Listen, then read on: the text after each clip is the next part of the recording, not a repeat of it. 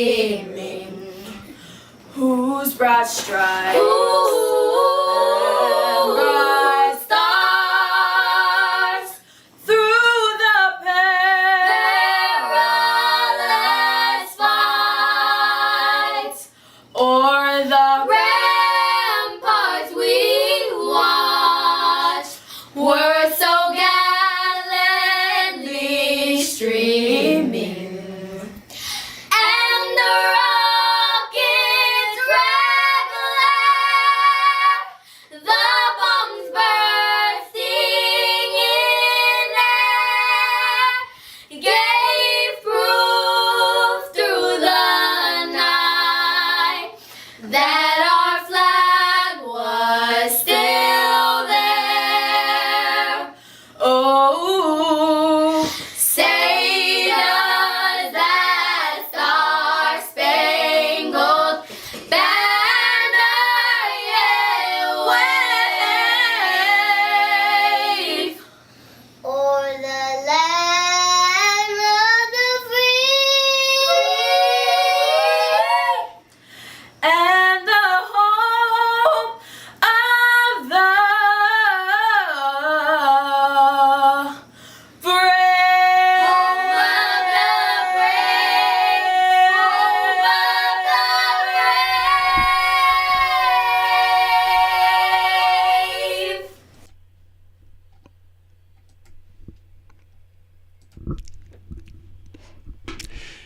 Hoi ki moe hamata pūre whiawhia ke taitare rea ki mo tolu I he whiawhi whakakoloa koe ni ki he pāenga o he wā ke tari whalau. Pea hange koe au tau wanga maheni mau peki ai I he whamawhola I he reo pea moe ata.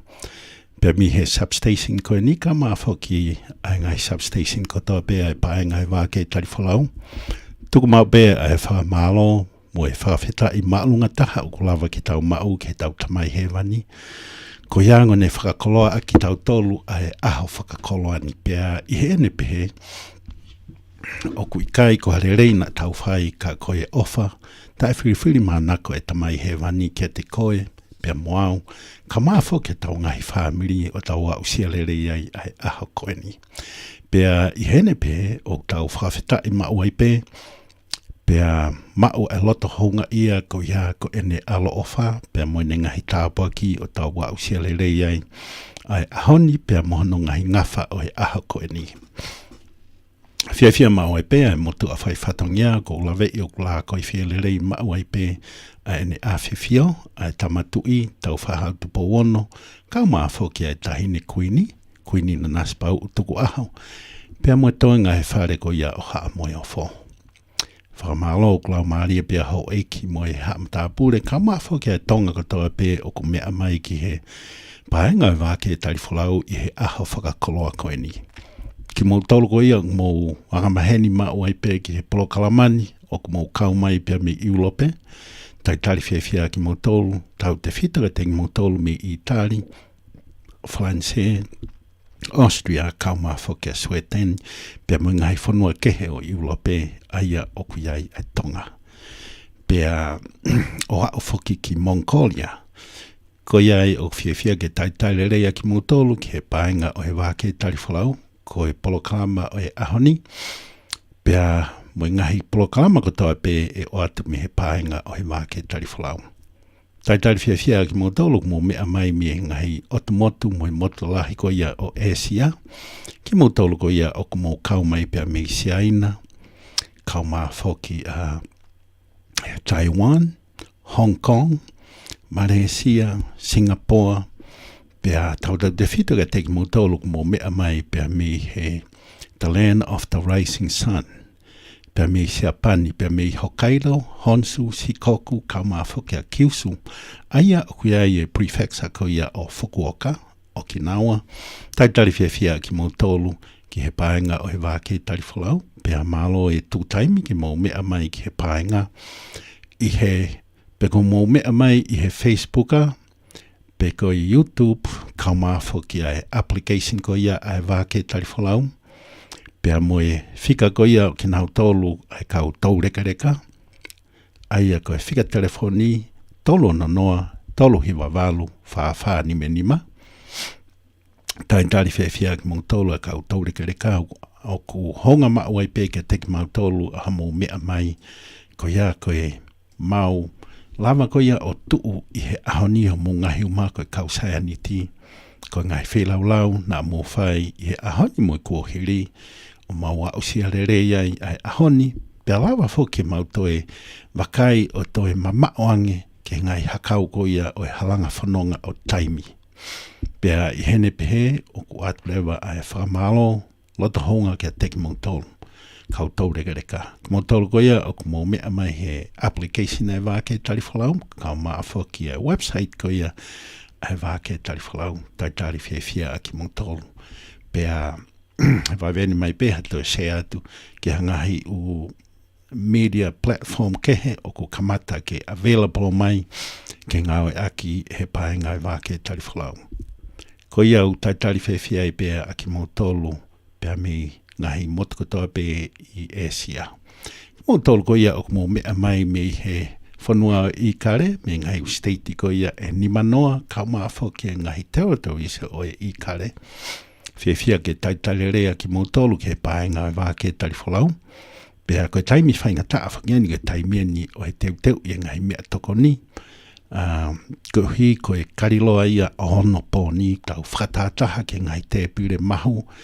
Pe koe habe mea toko ni mau ka ukiai ai wahe iai pia moe ngai ako naki ai mātua moe poupou moe whepōtara noa aki pia moe whanau. Pea i hene pe o whiawhia mau ai pe i homo tūtaimiga mō mea mai ki he paenga o i wāke tariwhalau.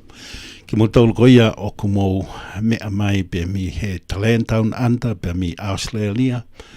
Whiawhia mau ai pe homo tūtaimigi mō mea mai. Pea mo taulu ko ia pe mi he Land of the Long White Clouds. Pea mi Nusila. Whiawhia mau ai pe ke taitari a ki mo taulu ki he paenga o i wāke tariwhalau. Pea ki Samoa, American Samoa, mo Western Samoa, Bisope Solo, pea mo e kainga tonga ko ia o ku mea i he whanua ko ia, taitari rea ki mo tolu ki he paenga o he wāke tariwhalau. Pea ki mo tolu katoa pe o mo mea mai pea mi tonga eiki, whiawhia ma oi pe ke taitari rea ki mo tolu pea malo e ngawe lahi pea mi hena. Tumo ke taitare ati mo tolo e siare iongi pe ka heri ko ia tau foki mai rewa o kamata e tau polo kalama. Pea mahewai te ngai polo kalama ko ia ko teu ke ahoni. Malo.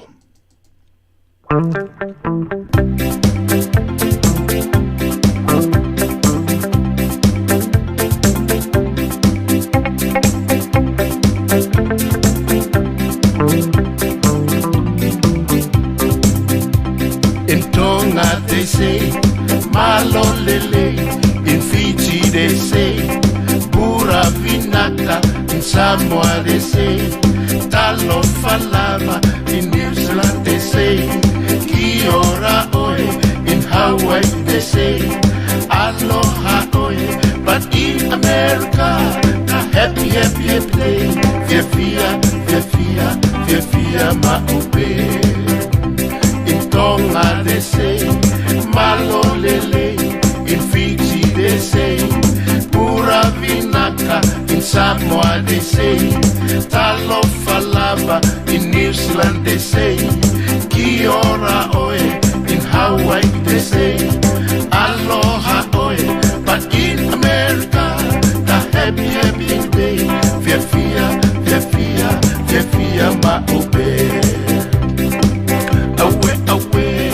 Te vai na tahiti, whakarawetara oe, alomi e. Aue, te vai na tahiti, whakarawetara oe, alomi e. Tahiti nui a te whare aue, tauga erea. Mama, ia te uri aue, pea te urua. Aue,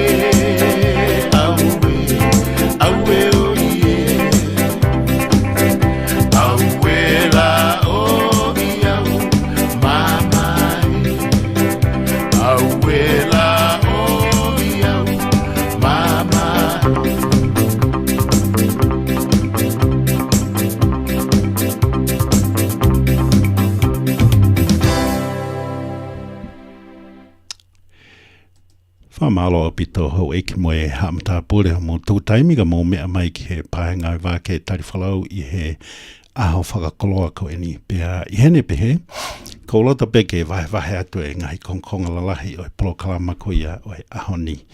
Ko e wike whaa fo ki e ni pea I he wike whaa ko toa pe o kua e ngahi polokalama tu pau. Pea tu mao. Pea ko lawa ni ha talu mi he wafe tahanima.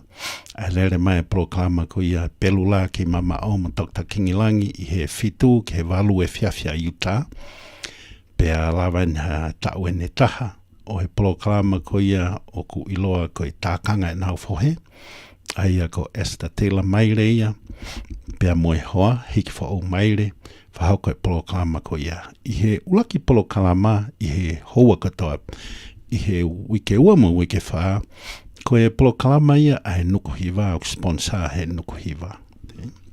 Pea, i he polokalama o he ahoni, te utari pe a he whihau I e taha I he ahoni pea ka hiri ko ia, ko loto ke o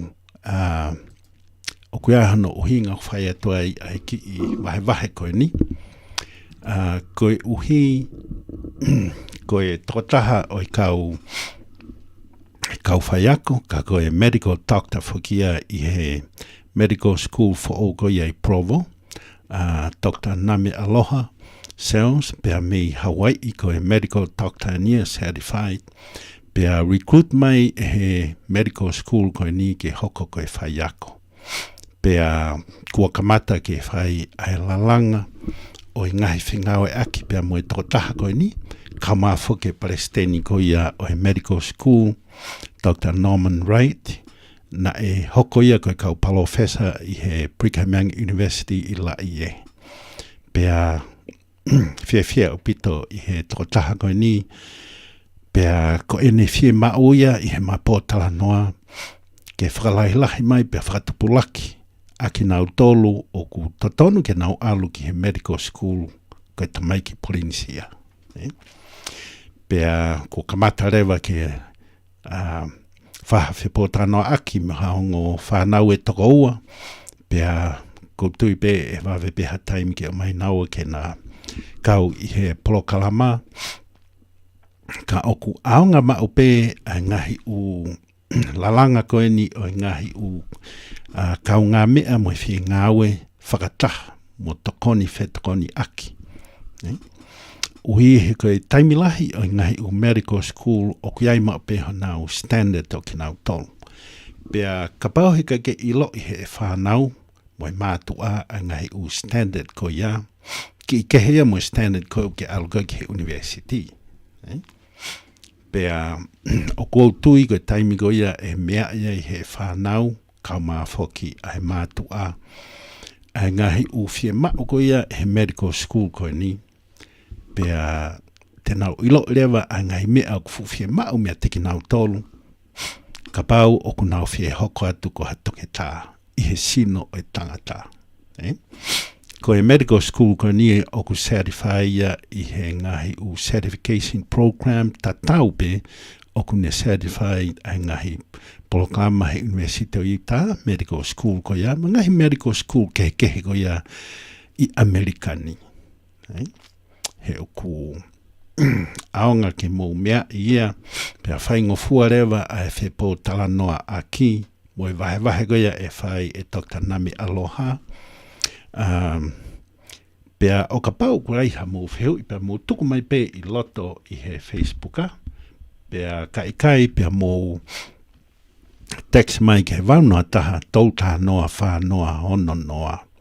Pea o ka pau kai ke mea I he whanua I kare, pea ke ngau aki mai a he messenger, te lava pe o komiai hoi kingoa, a whapalu, pea tuku mai ha o whehui, ko tu E haonga au pito ke mo tuku mai ha ngai whehui le rei, kia takitaha Nami Aloha whikau aki pea moeni. Ka koe mea te pūwhoki ho eiki mo ha amta pūre. I he tonaki koe ni, koe tokata tatau peeni ne whai ngai vai kehe o kehe pe ngai whehui ai ta Pomea Sisters. Uhi ko Marie, kauia I he aia koe tare ki taia o Youth Hour, o ku fie alu ki he medical school. Ne whe hoko koe toke tā mai e longa I whānau, pea koe taha ia o he ngahi taumua perepere ngesi, pea o tonu ke whai hano tanu pou, pea mohono poupoui. Uhi ke a usia ai ngahi whatongia ko ia. Pea I hene pehe, te whakawhia ki mō tolu ho mō whānau, ko uhi koe ngahi whepōtano aki koe whai he tonaki e whaia I he rea whakapapālangi, puko rea whakapiritania. Oku ki keheia moeanga e whepōtano aki koe ia o he ahoni. Kaike, oku maho inga au pito ho eiki moe haamatapure ke mō mea mai ki he tonaki kaumā whoki ai ahoni. Pea kou kore atu ke teki mō tolu, mō eiki pe mua ka mō share atu o ai polokalama I he ahoni, ki he laitaha koe te mō lava, uhi ke aonga, ki he tau whānau, aonga ke teki mō tolu mātua. Pea ko ki mō tolu ko ia, ko mō mea mai mea ngai whanua mūri hanko New Zealand, Australia, uhi ke mō mea I ai anga whingawe aki mo I medical school I Amerikani. Mo whatonga, neongo pe ka pau e mao hatoke tā o hataha. Ai medical doctor I hawhanua mūri, koe taimigo ku haoai ki Amerikani kua pau ke toi ko fruia I he ngai u certification. Ke mahino ku up to par ki he pāgoia a Amerikani. Ka pau o ku hao pea practice I heni. Pea oku iai ha whānau ia o nau wheo mai ke nau tolu ki he medical school koe ni. Ko tui koe ngai whehu ia e whai ke toko taha koe ni. Pea I he taimi o mai e Palestini ke whaha whapōtānoa aki. Ko tui e toi lerei au pito ano whai a ngai whehu I pehe ni. He ku aonga ke mō mea I a ngai mea katoa pe whikau aki. Pea mo e medical school. Pea ku aha no uhinga ho eki mo e haamatapule. He ku whepōtano aki mo kau Palestini, kau CEO o ngahi u healthcare, kau ai a ngahi u whare mahaki. Koe tahane mea o nau tatawai, ulo aki, koe kakai polinsi a fuwhie mau ke nau tolu ke nau kau ki he healthcare. Mo manatu I whoki hange koe ni I heni, pea mo ngahi u state ke he, ko rinsi po me e o lava ke nau whai a ngahi u tokoni, ki he kau vai vai. Ko hi he koe kakai tonga o nau mau a loto ofa, loto fie tokoni. Pea koe a o koia ki he wawhe whānoa. I hono tuku mai koia he pure anga kau kai ke tuka tue he ngahi u New Sea. Koe wawhe whānoa, aloha kerewa minority o majority, alohifa majority o minority. Koe tau sio koia I he tainimi, ki he taunima, o alu ki he whanki pepe u tuku whaerei mai, toko lahi ange pe, ai whanki pepe u whaerei ki he minority I he majority. Uhi koe taimi koia o ku te aruatu ai ke whare mahaki, koe toke tā, pia moe nesi, o ku mata tatau mo ki tau tolu. Lanu melo melo, mata ofa. Tatau e pepe koha pālangi u maari ki ha tonga pe koha polinsia, o ku nau mao e nau tolu e whai ngā ongo make. Hui o whi mao ke nau hange koe lau koe kau pālangi, koe whuirea koe koe kea, o ku kehe anga ai sio ki ai tonga, mo sio ki ai muri. He ku tauanga ki tau tolu no toka ngai. Ai tau kau tau reka reka. Pea koe lahi ia I he tainimi kau tau reka reka, ko hike na lava whai e pōtala noa I he rea whakatonga ke mahi noi. Ai ngahi mea koe au whie mao koe ia ke ne mahi noi pea mō whai ngahi mea kou tonu kore mai ai toke tā, u hike whalerei ene mo ui, pea tuku ngahi mea kou tala mai ke tuku. Tuke he pea ki nau tolu ia, ku matua talanga taa muni pe ia. Tuke he pea ki nau tolu ia. Kaike, oku fuwhie maua pito ho eki mo e haamata apure ke mo mea mai. Pea ko tui te tau kolosi rewa hei ka Dr. Na mea aloha cells. O ki heni mo ki tau tolu ke whai ki ai ha whepotanoa aki pea mo kātaki pe I he rea whakapapālangi. Dr. Na mea aloha. We welcome you and thank you for joining us. I'd like for you to, connect to your Tongan brothers and sisters and your Polynesian people by introducing yourself and tell us a little bit about yourself, where you come from, and your parents, and what was it that have driven you to the medical field as a medical doctor? Okay, so aloha mai. So name aloha cells. I actually was raised in Utah, so southern Utah in Cedar City. My mom was from Kalihi, Hawaii, and then my dad was from Utah. They met over in the islands and then came back so he could finish school and then raised us over here in Utah. I always felt like native Hawaiian. Yeah, in Utah, I always felt a little bit out of place. And so I decided to go back to Hawaii. So I went to BYU Hawaii and double majored in exercise science and Hawaiian studies and kind of found my place. I think I found a little bit who I was when I did the Hawaiian studies, was able to reconnect with my culture and took the long road to medical school. I didn't decide or think I was capable, I guess maybe it was a better way to put it, to go to medical school, become a doctor. So I didn't find that until after I actually gave birth to my oldest. After I gave birth, I thought, I need to do something. I need to do something to make her proud so that when she sees me out in the community, she can say, that's my mom. And so I started looking into the medical field and fell in love with it. So it took me a few more years to get my classes that I needed and applied. And then I went to the University of Utah and did family medicine and then back to Hawaii. And so for about 6-7 years, I worked in community health centers in rural Hawaii, Big Island, North Shore, west side of Oahu. And then about a year ago, I got offered a position to teach at a medical school. And so moved my family over to Utah so that I could teach and hopefully help and encourage more of our Pacific Islanders to pursue healthcare and medicine. Awesome. So there and back again. Huh? Yes. So if you don't mind me asking this, so what was it as a medical doctor practicing in Hawaii? What is it that really drew you back to the medical school? I never thought of myself as a teacher. I always thought about myself as a clinician. I love seeing patients and I loved helping my people in Hawaii. Our people suffer from diabetes and heart disease and high blood pressure. And I saw all of that in my clinic and I felt like I was making a difference there and I loved it. It was a little bit harder on family life. I have 4 kids. And so trying to balance that was a little bit harder. And I think when I took the position, I took it more as a new opportunity and an opportunity for me to be a little bit more available for my kids. And now as I have been through the first year of teaching and looking back over that year, I realized that this is actually an opportunity to open more doors.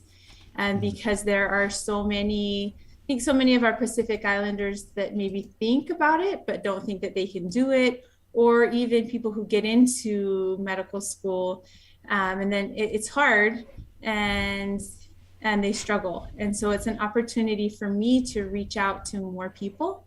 And for every Pacific Islander that I can help train or that I can help graduate from medical school, they go out into their communities and then they see patients. And so there's a bigger impact. So it's about the impact and influential in others who want to be a medical doctor, but also your children, more time for your children. That's amazing. What's more amazing to me that you already have a child and you're going back to medical school. Medical school is not easy. How did you make it?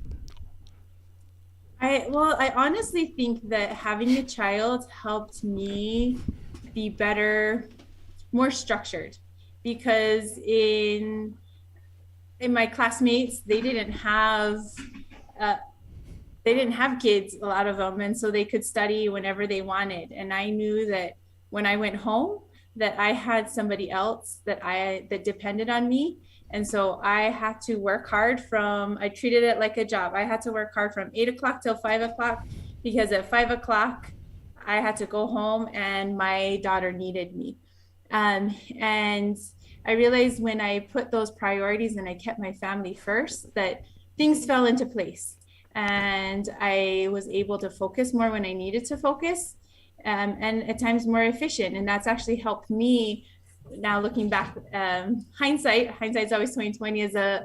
As I went into practice, it helped me be more efficient to see my patients, so that I could get my patients, get what they needed, get them taken care of, and then be able to see and manage more patients at a time. Okay, so efficiency increases when you know that you don't have. I know some of the kids in medical school, it's almost like Friday is a party day. Yeah. Well, and there's times when I needed to study more, and so after bedtime, it was study for a few more hours, and then wake up in the morning, study before she woke up. But there's important lessons, I think, to learn about hard work, and that sometimes sometimes you have to sacrifice some things, but you have to try and figure out what you're going to balance. What is something that you can give up, and what are those things in life that are too valuable to give up? That's great. Wish your husband was here to ask this question, but we'll ask the question anyway. So, did your husband have to pick up a lot more, should we call it service opportunities, since you were not at home all the time? And that way it make it work. Oh, well, and I guess my situation's a little bit unique. So, I mean, I'm divorced now, but my husband at the time was actually a medical student too. And so we both kind of did it together. And he needed to study a little bit more than me. So it meant I picked up the slack a little bit, but it takes a village. And I saw that through medical school, in that we had friends and family that would step in when needed, family that came in and would help with our daughter when things got a little bit busier, or good friends that if I got stuck at the hospital, I could call up and say, hey, I'm not going to make it to pick up my daughter. Can you pick her up? Or, I'm going to be home a little bit later. Can she come over and stay at your house for the evening? And by the time I came home, they had fed her, bathed her, and had her all ready for bed. And so I really had to depend on the village to help get through. Wow, that's great. And your parents, what role did they play? They were they were the moral support, and they were happy. So nobody in my family is in healthcare. Nobody in my family is a physician. So first time. So I think that they were proud. They both were still working full time. Otherwise, I think they would be up more often and helping. But financially, there were times when didn't know when or how we were going to eat. We were eating saimin and wondering what we were going to eat. And my dad would show up with a trunk full of groceries or Pampers, just those little things that would huge blessing and made a big difference. Wow. I'm so glad your parents were also available to help out, and friends and families and relatives at the same time. I have a lot of my friends that we were planning to go to medical school, but I diverted. I took a different pathway. But talking to them, and their life has been very busy. And with the COVID-19, make it more busier, you know. So how do you find time right now with your children and being a professor in medical school? How do you find time to serve in your church? I mean, the nice thing now is I actually feel like I have more time than I did when I was practicing. Because when I was practicing, I saw patients from 8 till 5, and then I had notes, I had phone calls to answer. And so that one was actually a little bit busier. Now teaching, I can manage my schedule a little bit better. Our curriculum at our school is new. It's innovative. It's a little different. We're changing it up, mixing it up. It's a different world than what we had 50 years ago, 10 years ago, even 5 years ago. And the kids now, they are very good at navigating the electronic world. They YouTube everything. And so we've actually switched it up. So all of our lectures are pre-recorded, and we do a learning objective, and then we do a 5 to 7 minute video, and then an activity at the end to try and reinforce what they learned. And so it kind of fits a little bit more with how we know that people learn best, but also for this new generation who is so like technologically savvy, it really works for them. And we've watched our students far exceed our expectations and do extremely well in this kind of model. So that's nice, because I do most of my recording in my basement so that I'm around and I can be involved in the community. And I've been able to get into my kids' school and be there for their programs and help them a little bit more. Wow. So there was one of the questions that I was asked by one of my friends. They wanted to know, do you teach via Zoom live? But I think you answered that you pre-recorded your, because they were asking since COVID-19, almost everybody was teaching, via Zoom or Microsoft Teams. Mm-hmm. Yeah, this was in the works even before COVID hit. And then when COVID hit, it was very easy. The students are required to be on campus. And they go in small groups. So they actually watch the lectures in small groups so that they can learn from each other and teach each other.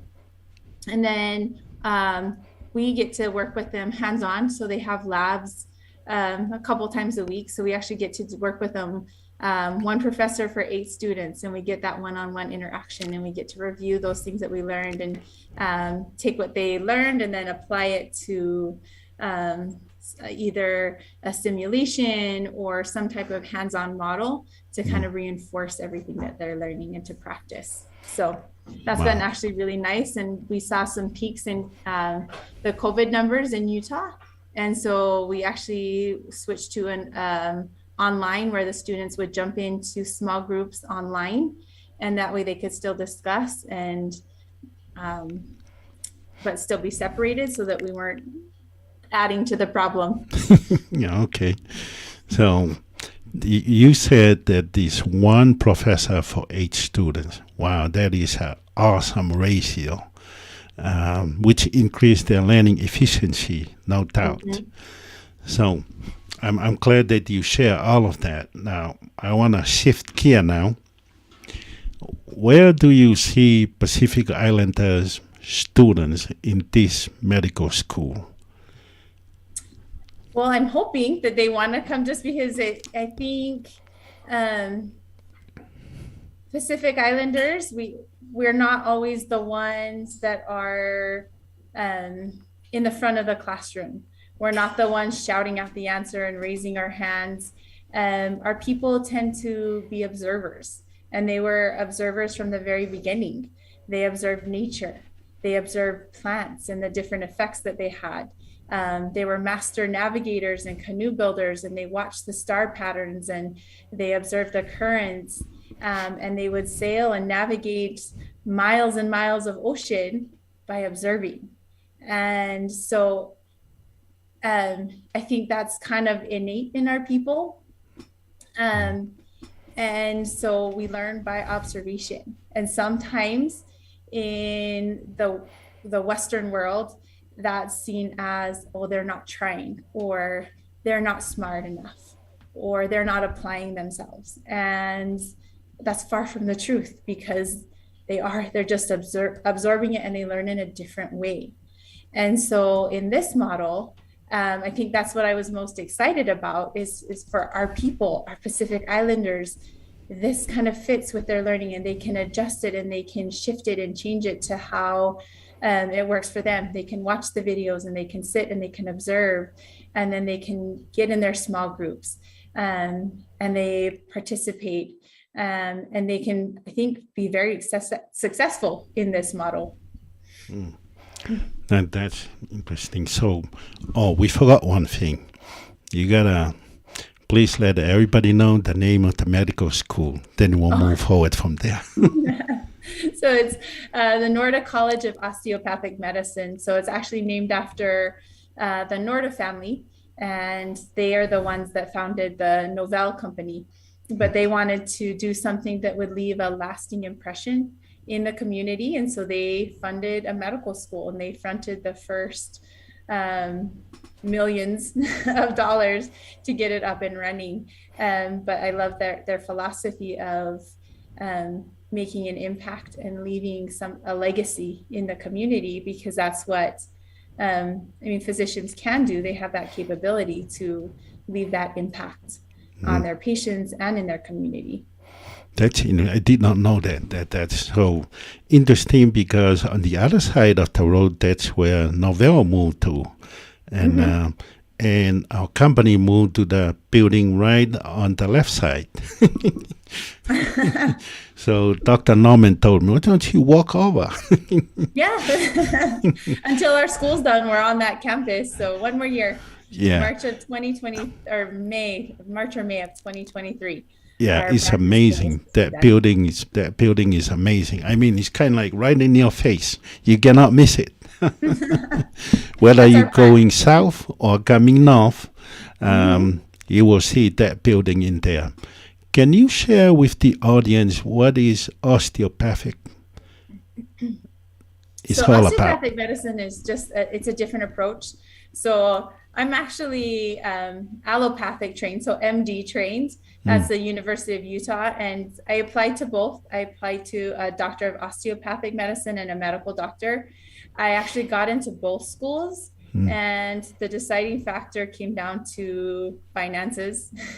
It was a lot cheaper because they gave me in-state at University of Utah, so it was about $15,000 cheaper per year. Wow. So that's why I went the MD route. But I really actually like the osteopathic approach.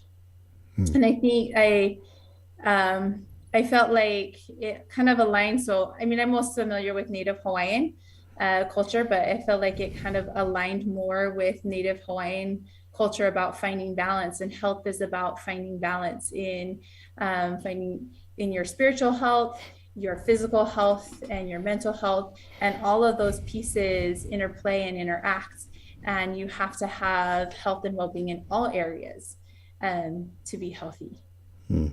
Do you accept any students that apply from anywhere worldwide, or only in the United States, or do you know? So I'm not 100% sure. So for sure, United States, and then if they've graduated from a school in the United States, I believe we do. I'd have to check for sure about education visas. I don't want to say something and misspeak. But our goal is to our dean and even our president are very invested in helping these communities and that are not as well represented in medicine, and Pacific Islanders are one of those groups, and they're very passionate about getting these students and bringing them in, because for a lot of them, they've kind of been labeled as failures or they're not going to be successful. And we found that we can change it up and bring them into our model. And these students that were termed failures or they're not going to make it are doing amazing. And we just actually had them take a national test, and our students are performing at and a little bit above national average. And so it's just finding out where they are and meeting them where they're at. And our curriculum allows them to do that, is to kind of tailor make their education to their learning style. Okay, learning style. That's great. I think that I have one question here that was texted to me. What is it that you have to have in order to apply to medical school? Do you have to be a 4.0 student? Do you have to go to universities and get a bachelor's and a master's and then you come over? Or do you just go, after your bachelor's degree, come over to the medical school? Can you explain that a little bit more? Thank you. Process. So, every school has a little bit of their criteria, a little different, but all require you have to have a bachelor's. You do not need to have a master's, so you can actually go right from your undergrad and apply straight into medical school. A lot of it is building your application. And so it's finding mentors in the community. And I'll throw myself out there, I'm happy to mentor any of our Pacific Islanders. I'm passionate about helping them and getting them into medicine because we need more of you in medicine. And so finding mentors that are going to help you to strengthen your application, because you are going up against thousands and thousands of other students across the nation. And you don't have to have a 4.0. I didn't have a 4.0. There's minimum requirements for your grades. There's minimum requirements. There's a test that you have to take called the MCAT, the Medical College Acceptance Test, and you have to have a minimum score on that. And those are things that can keep you out if you don't have that minimum score. But as long as you can get that minimum score, that gets your foot in the door. And then you show them what a great person you are, how you've helped your community, how you're passionate about these things, how you want to go and help your people, and that you don't have to be the smartest person to make it in medical school. You just have to have a lot of grit and a lot of perseverance. And that's what medical schools are looking for. We're looking for good people who really want to connect and really want to help other people. And I think that's where Pacific Islanders can help our own people, but even other people, because we are such a loving community. And we love people regardless of where they come from, who they are, what they look like, what they dress like. We have such a capacity to love and have compassion for other people. And that's where I think for Pacific Islanders, we can help our own people, but we can make a difference in all people, just because of that's who we are. And so we need them. It's just getting through that and showing that passion and showing that uniqueness to admissions committees to get you in. But you don't have to be the smartest. So you have to take the MCAT. Is that what he's saying, right? Yeah. So the MCAT, let me do this in Tonga and I'll come right back. All right. Ho eki mo e hamata pule ko e toko taha da be pau ke alu ke medical school ko pau ke ne to'o a sivi ko ia kui ko MCAT. Okay? Pea ko ne lava ko ia a sivi ko ia, pea whaingofu lewa ne hu ke ngai u medical school. Pea o ku aonga lewa o tau whatongia ke tokoni e tau whanau ko e tahani o e kau Professor ka koe take tāmu oni ko medical doctor, doctor na me aloha, o ku ne whiema o ke hoko ko ha consultant, ko ha advisor ko whanau ka pau ku nau whie alu ki he medical school. Coming back to you, Dr. Namea Aloha, you did say to me that that you have a lot of experience, or you respect the herbal medicine from Hawaii. Can you share a little bit on that? So like for the traditional medicine, it's called la'au lapa'au. And I think for me, all of our medicines, everything that we use to treat people, were originally coming from plants and from that's how we figured things out. Oh, this plant heals, and then we just figured out how to manufacture it. And so there's that portion of it. There's another portion of Native Hawaiian medicine called lomi lomi, which I actually feel like fits very well with the osteopathic medicine. So one of the differences between osteopathic your DO versus the allopathic MD is they do something called osteopathic manipulation. And some of that, there's a lot of soft tissue techniques that I think relate to lomi lomi. Nobody's actually looked at it, so that's one thing eventually that I'd like to look at is kind of benefits of traditional lomi lomi versus some of these osteopathic manipulative techniques that they teach. And because I think there's a lot of similarities, and just so to show our people were far more advanced because they knew this hundreds of years ago. And then the other part is the Native Hawaiian healers, they wouldn't just treat the ailment. They would look at what is the family situation. Is there something maybe spiritually that's going on that they need healed? And so when they went into people's homes, they approached and they looked at everything. What is everything? And if there was something a little off, or if there was pilikia or problems within the family, then they would oftentimes hold something called a ho'oponopono, where everybody would sit down and they'd kind of discuss some of these complex issues that the family was dealing with or the community was dealing with, so that they could find healing. And so that's where I think in medicine, sometimes we forget that there's all of those other pieces that come into play. And so I'm lucky, I get to do family medicine. So I get to see the whole family and I get to see that whole dynamic, and really try to help people find solutions for every aspect to really help them become more healthy. Okay. Appreciate your time as we have a couple minutes here.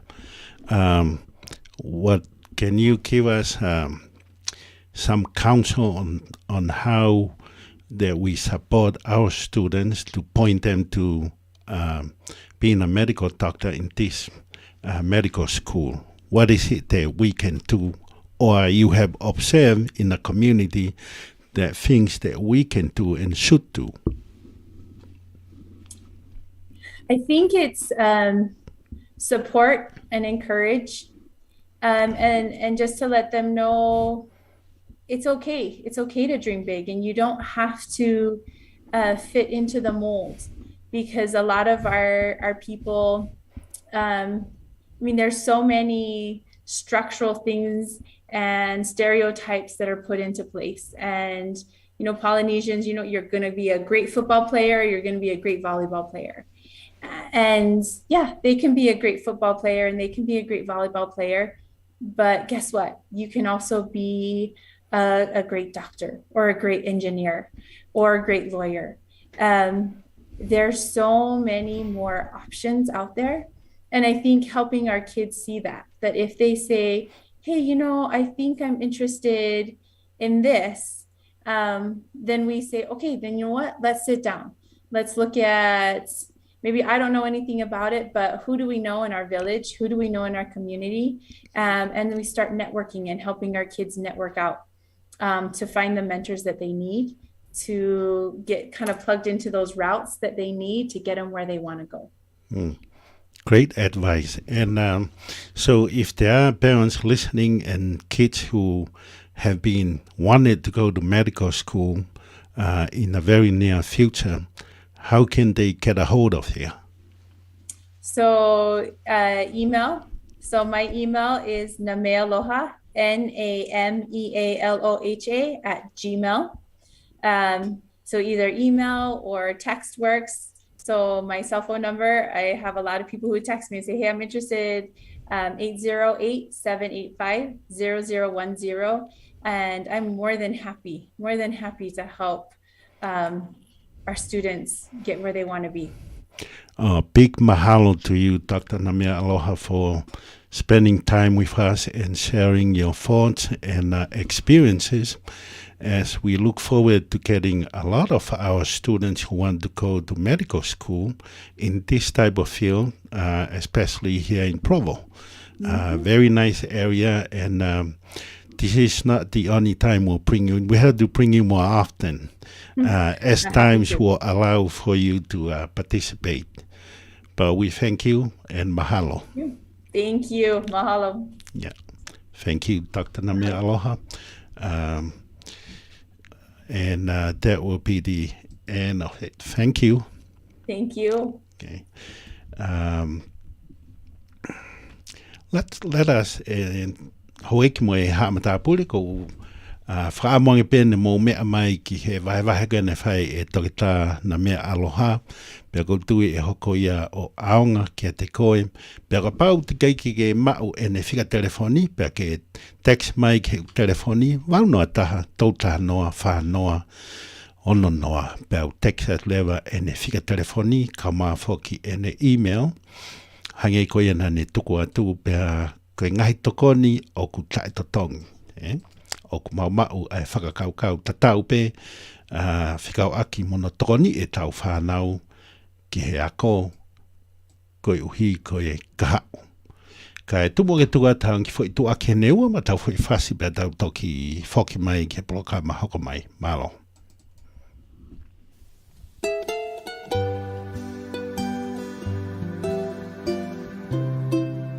Koe whanonongo e ni me pot ngā aue puri anga Amerika, kuri toka ngai kina mo ulelei ai kakai. Whakapapau i oku ke malu i aha o whanau mo whamiri e whonga lelei taha teke lava, ai a koe huhu malu i COVID-19. Ko os ngahi makehe ai huhu malu i ma ailonga i whanau tau nima ki e tau tahataha. Koe ahoni kua me te tau pe ai mau he COVID-19 e kakai lalahi mo e longa i whanau. Kua whapapau i whoki koe toko nima kotoa pe o mau he COVID-19, koe toko tahai koe longa i whanau. E ke lewa ki o toke tā, ha whahinga whehu i whikau aki mo e huhu malu i, pia kumi lewa hawheitu e anga huhu o whitaha ki a koe i e website www.vaccines.gov. Whakapapatu me pot ngāwe puri anga Amerika o kune toka ngai kina e mo uilelei ai kakai piko US Department of Health and Human Services.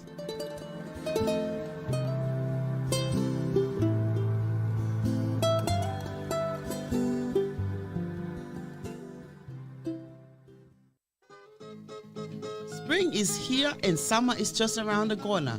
So be social, be boosted. CDC recommends boosters for everyone who's vaccinated and age 12 or older. A booster adds an extra layer of confidence to your social life. Over time, vaccines may become less effective at preventing COVID. Boosters reduce your chances of getting COVID and can double your protection against being hospitalized if you do get it. Need more information? Talk to a health worker. Paid by the U.S. Department of Health and Human Services.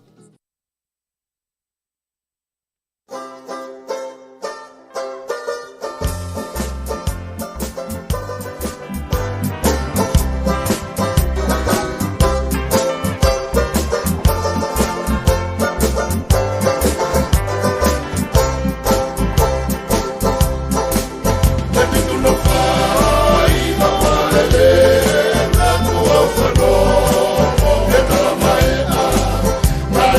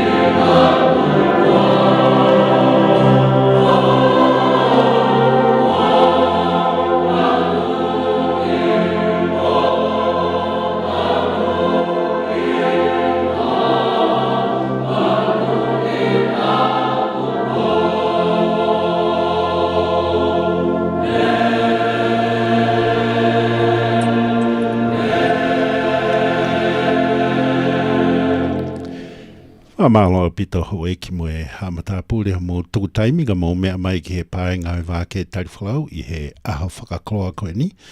Ko e taimi whagene polo kalama pelu la ke mama o pe mo takta kingilangi ai o kui heni mo ki tau tolu. Kingi, tuku atu e ki I taimi ke te koe, malo.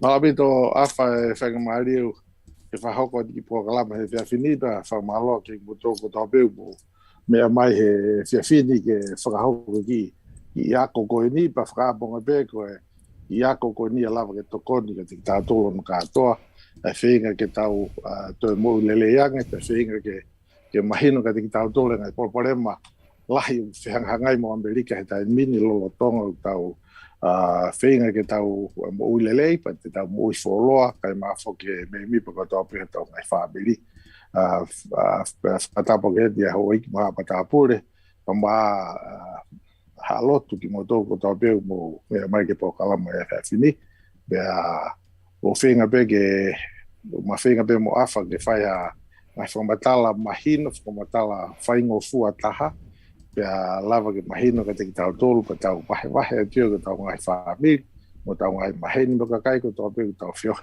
I he wheitu tau iai, peko Tonga, peko Amerika, peko Australia, peko New Zealand.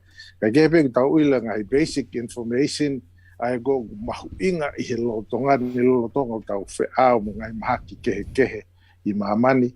Pea koe ngai mea mahino taha te tau malawa ke ngawe ki ai, pea tau ngawe ke whamoilele o tau ngai sino.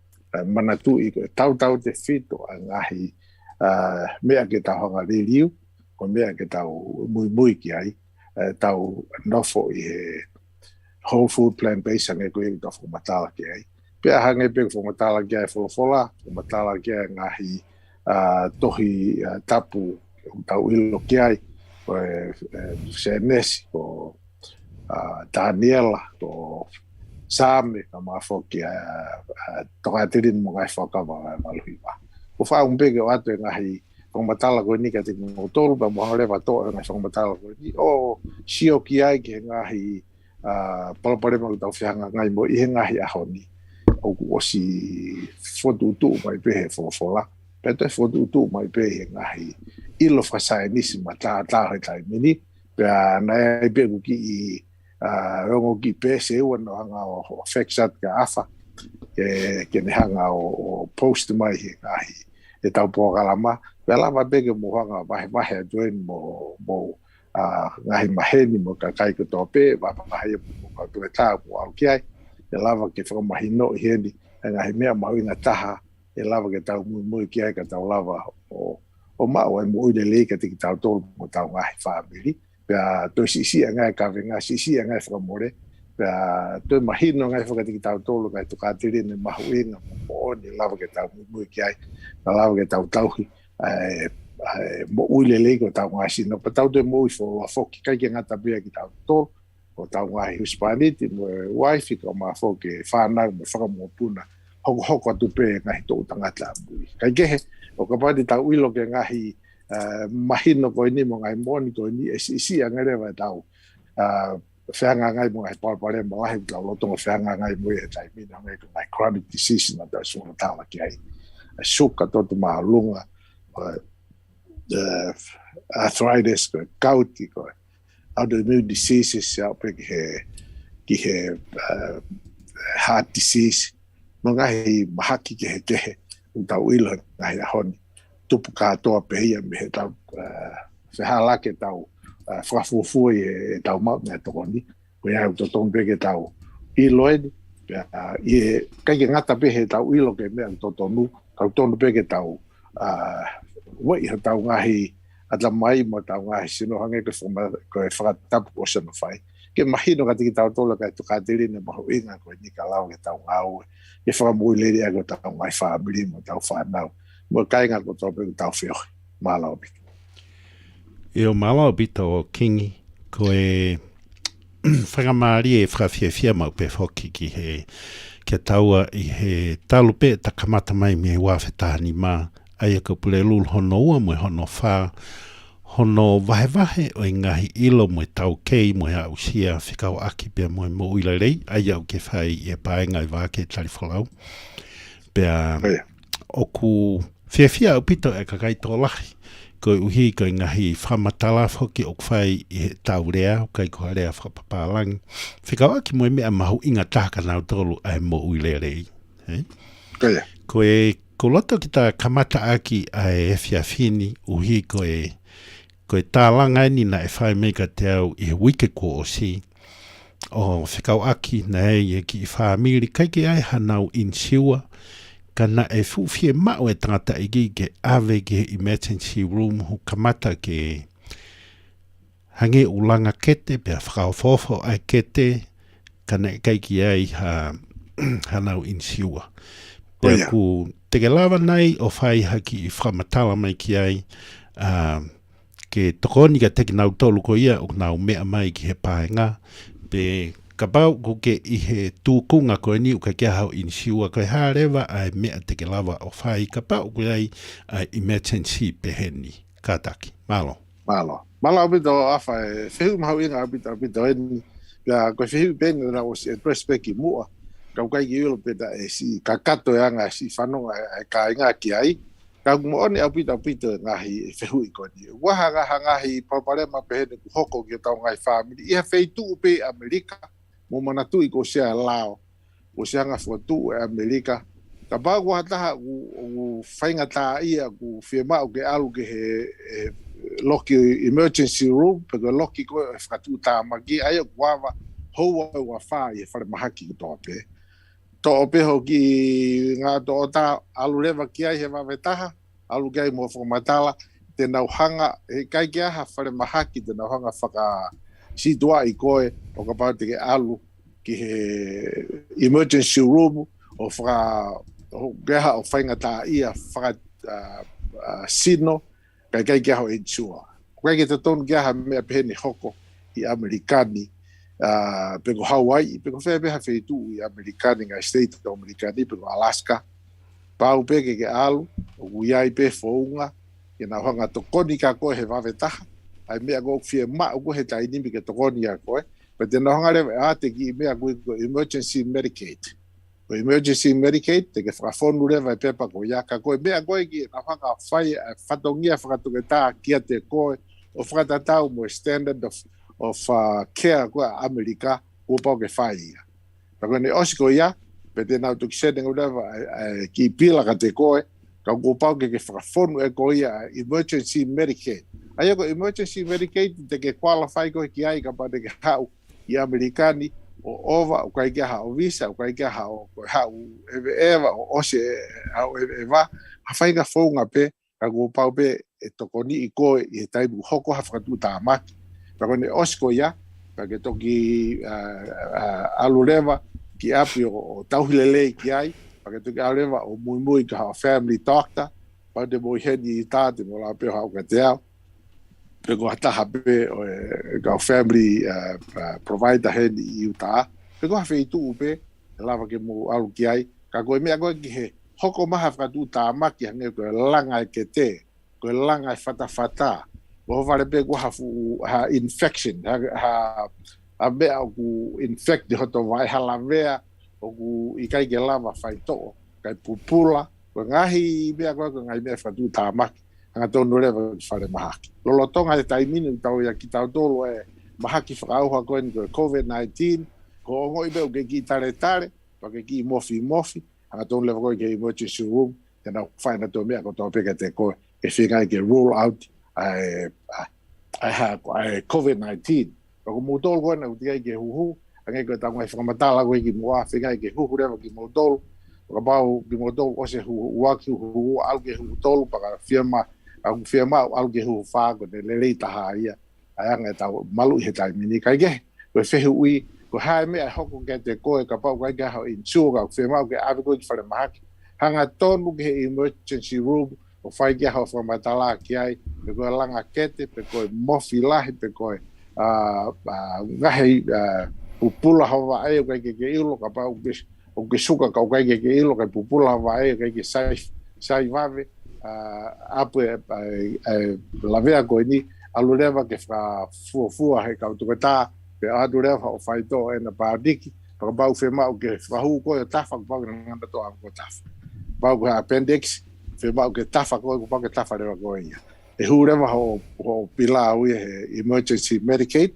hange koe na ta whakmatala koe ki moa pe alawa lewa ke tokoni koe e whunga koe ia kai ke he whoki koe ngahi bea ia awhai lava ke whai kau kai ki tō tonu ke nofo hataha i api lolotonga au guia hapuke kune maapu ka koe hinga koe kai kia ha insua nga tonu ke emergency room pe whaka au ngai ai form ko emergency Medicaid application e ke ia ke social worker koe e whare mahaki tena honga rewa out ke te koe ako si lo pehe ngai whare mahaki ko tō pi Amerikan pe alawa rewa ke tokoni ke te koe pea tokon beke whare mahaki e pau ke na whaere na toki puranga ke toki puranga ki ai malo Koia.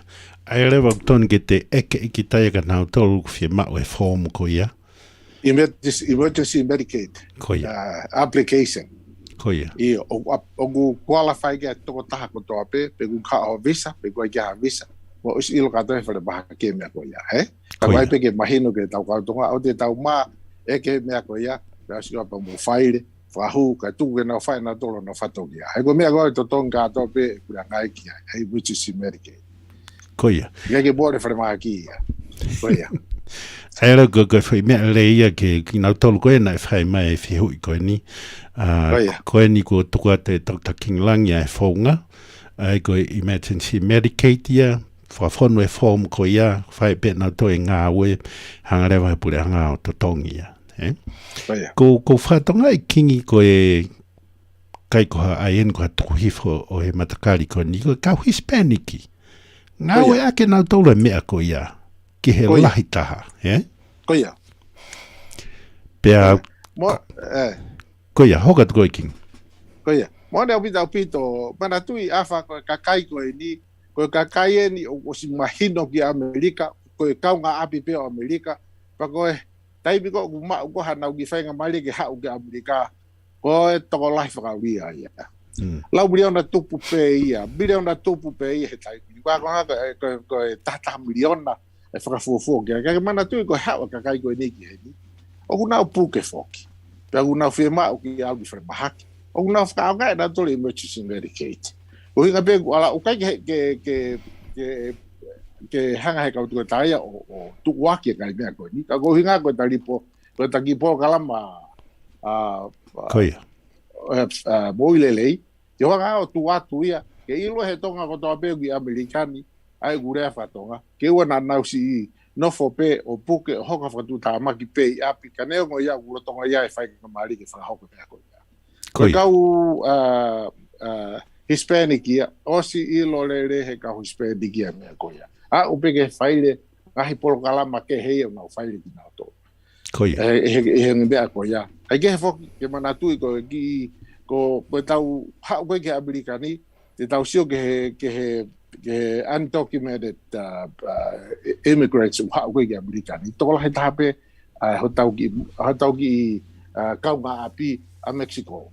Koia. O si ilo lere Mexico e whaunga koe ia, pakuna o si ilo lere e ngai whaunga ke huai ke Emergency Medicaid, ko wadpake mea koe ni ke si ilo tau kāinga, i taimu nau si o mai ke ni wai pe whaunga.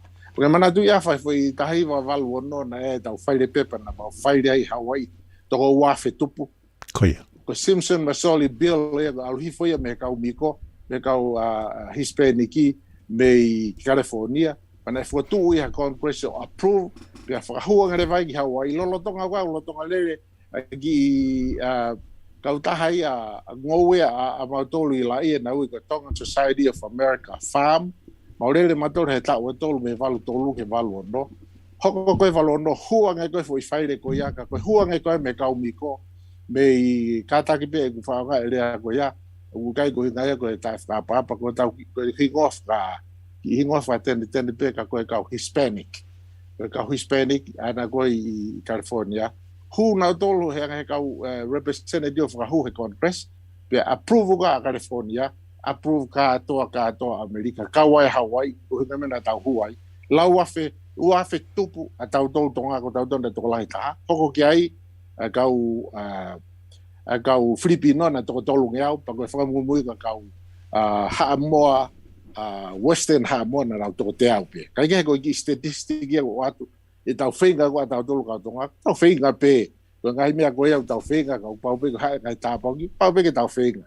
Ange ko ngai tāpoki koe na alu whalemahaki whenga pe alu pe ki whalemahaki o tala le tuke na tuko mai bila whaire ke emergency Medicaid pe a hoko ture wa e whanonga kai ke pe na whanongo au pito ke ngai whakamatala kau tuke tā ia anga no re vai a ho hau koe ki tu o he taimu discharge ai koe me emergency room koe ngā ke follow up a kau tuke tā i tu a lava peke ke alu ke ai haki palani pa ke emergency Medicaid emergency Medicaid o sia hoka koe ke he follow up ke lava rewa ko tā ia o ki mo tolu koe na ses mamonga mo ilo o ka mo kau bishop e lava ke mo alu whai ke ha kore ke ha tokoni me te kinau tolu mana tui ko tokoni ka koe ke ngata pehe ka kakai mamonga ka koe kakai ha taha pe ha whahinga matakari pe tena o lava alu ke he nau bishop pe he feitu nau nofo ai e lava tokoni bishop pe ka te kinau tolu pa ko sio ko si pahau koe kai feitu lahe ko ilo ki ai malo Koe, malo bito king koe tari whai mo whamanatu mai ai maho inga koe emergency Medicaid. Ke ngau ake ho tau kakai ko hi he ko lahi pe ngai whaunga ka pau kai ke mauha a te insiwa. Pea ko maho inga au pito. Ka pau ngau ake a he matakari koe ko hano hinga kai ke tau ngau ake ai. Pea ko ki motolo koe au ko mea mai ke paenga wa ke tari whalau ko mo tohi hi forever ia. O hi he koutou i pe e aonga ki a te koe pe ko mō whamiri pe mō ataha ke he pe o ke i loi unau whainga tā ia ka o kai ke ai si ai hanau in siwa. Koia, koe taha whakia ngai whehui koe na e tuku mai koe he wike ko o si koe whie ilo koe pa koutou koe whehui whawha o whaini pe koutou i ko tokanga e tangata eki koe na e hoko kia emergency koe ni, pia mui atu ai pe ke mahino koe follow up i heanga koe ia o i ngā ue. Ka e tukat ka koe kua mea uke whie talanoa ki ai, pia ka hei koe te wahe atu a ngai whehui. Hoko mai, malo. Malo abito afo koe toki tānaka tupe ki he kahi emergency Medicaid program koe ni, au whema au koha tokoni whatu tā maki e wawe taha. Pene osiko ia te molawa rewa o mui he ngahi porokalama pe ai state o mo ai tāga o mo state o ngahi porokalama ai ngahi state clinic. O aluki ai i matakari ko toa pe o state ko ia pe ko ki county ko ia o hanga pure anga o tu pa mo tāge ke health department o mo feitu o eke ki ai, ka ki nau tolu, pe ko feitu te mo lava alu ki ai, he una hanga whakarere ngai kliniki, kai ke kapau, kai ke discount o free, ngai kliniki o whakarere, i he state level, ti peni pe ko county fe, ka te mo tā o ilo ia me county o mo nofo ai, pe te mo mui rewa kai oso mo alu ke emergency room, pe lava lewa ke mo di tā mo tolu i ngai kliniki koi tua, ai o hanga o subsidize ko he pureanga pa te mulawa o alu ki ai pa tokonia ka te moto pa wa pe ka hi kliniki di ko ngai free clinic pe e lava pe ke talatu he state ko to pe ko fe ngai fitu ko ngai free clinic ko ya ke mo ma me ha tokoni pa pa ule va te fie ma ngai ko ta no andai ko fe episode ko mo ya pe ko mo sas ma mo pe kai ke la pa pe ko mo ko ke episode pe ko pe por kalama sas ma mo o unehanga fotu tu ke si kainga unau fu fie mau ka ko uhinga ia ngai po kalama ko ya pa lava pe he bishop ko ya ko bishop ko ha ana ko ai at risk go ke no foi ko bishop ta o hanga tala ni ko kau pe si no mai me Afrika ka pe si no mai me siaina ka pe si no mai ko tala ka dina do o se gahi tokoni ko pura gahi emergency care mo alu ki mo kau pisope kala se ni no pe mai ko ki hana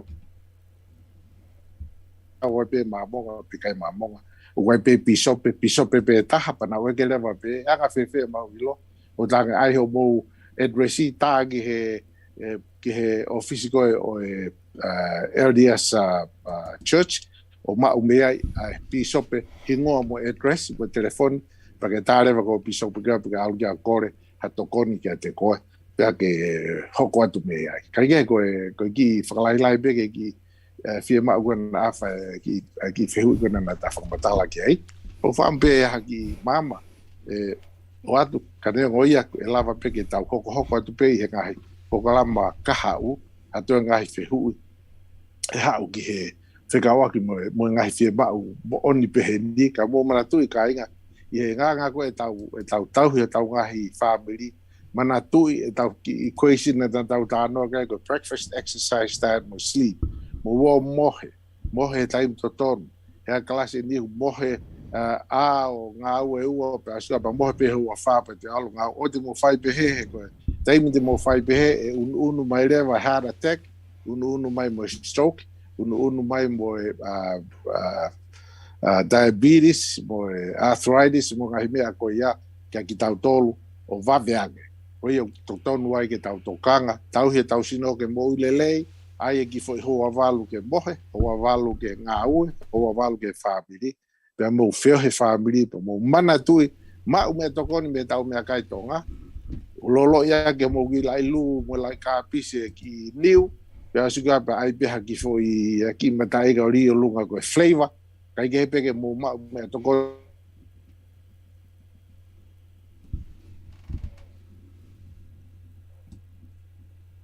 pea kai tonga i api whakaonga ia koe mea kai lele ona mo pehe ko inga koe stasi koe mea kai kovia i kai mea kai stasi o ku kovia ko pau refine Pakapade mo mea hifu ki equation ko na tau tānoa ki ai ko healthy diet equals plant food minus the quantity animal food plus refined food close parentheses divided by slothfulness plus 1. Aia ko S plus 1 ia uhinga ko ia.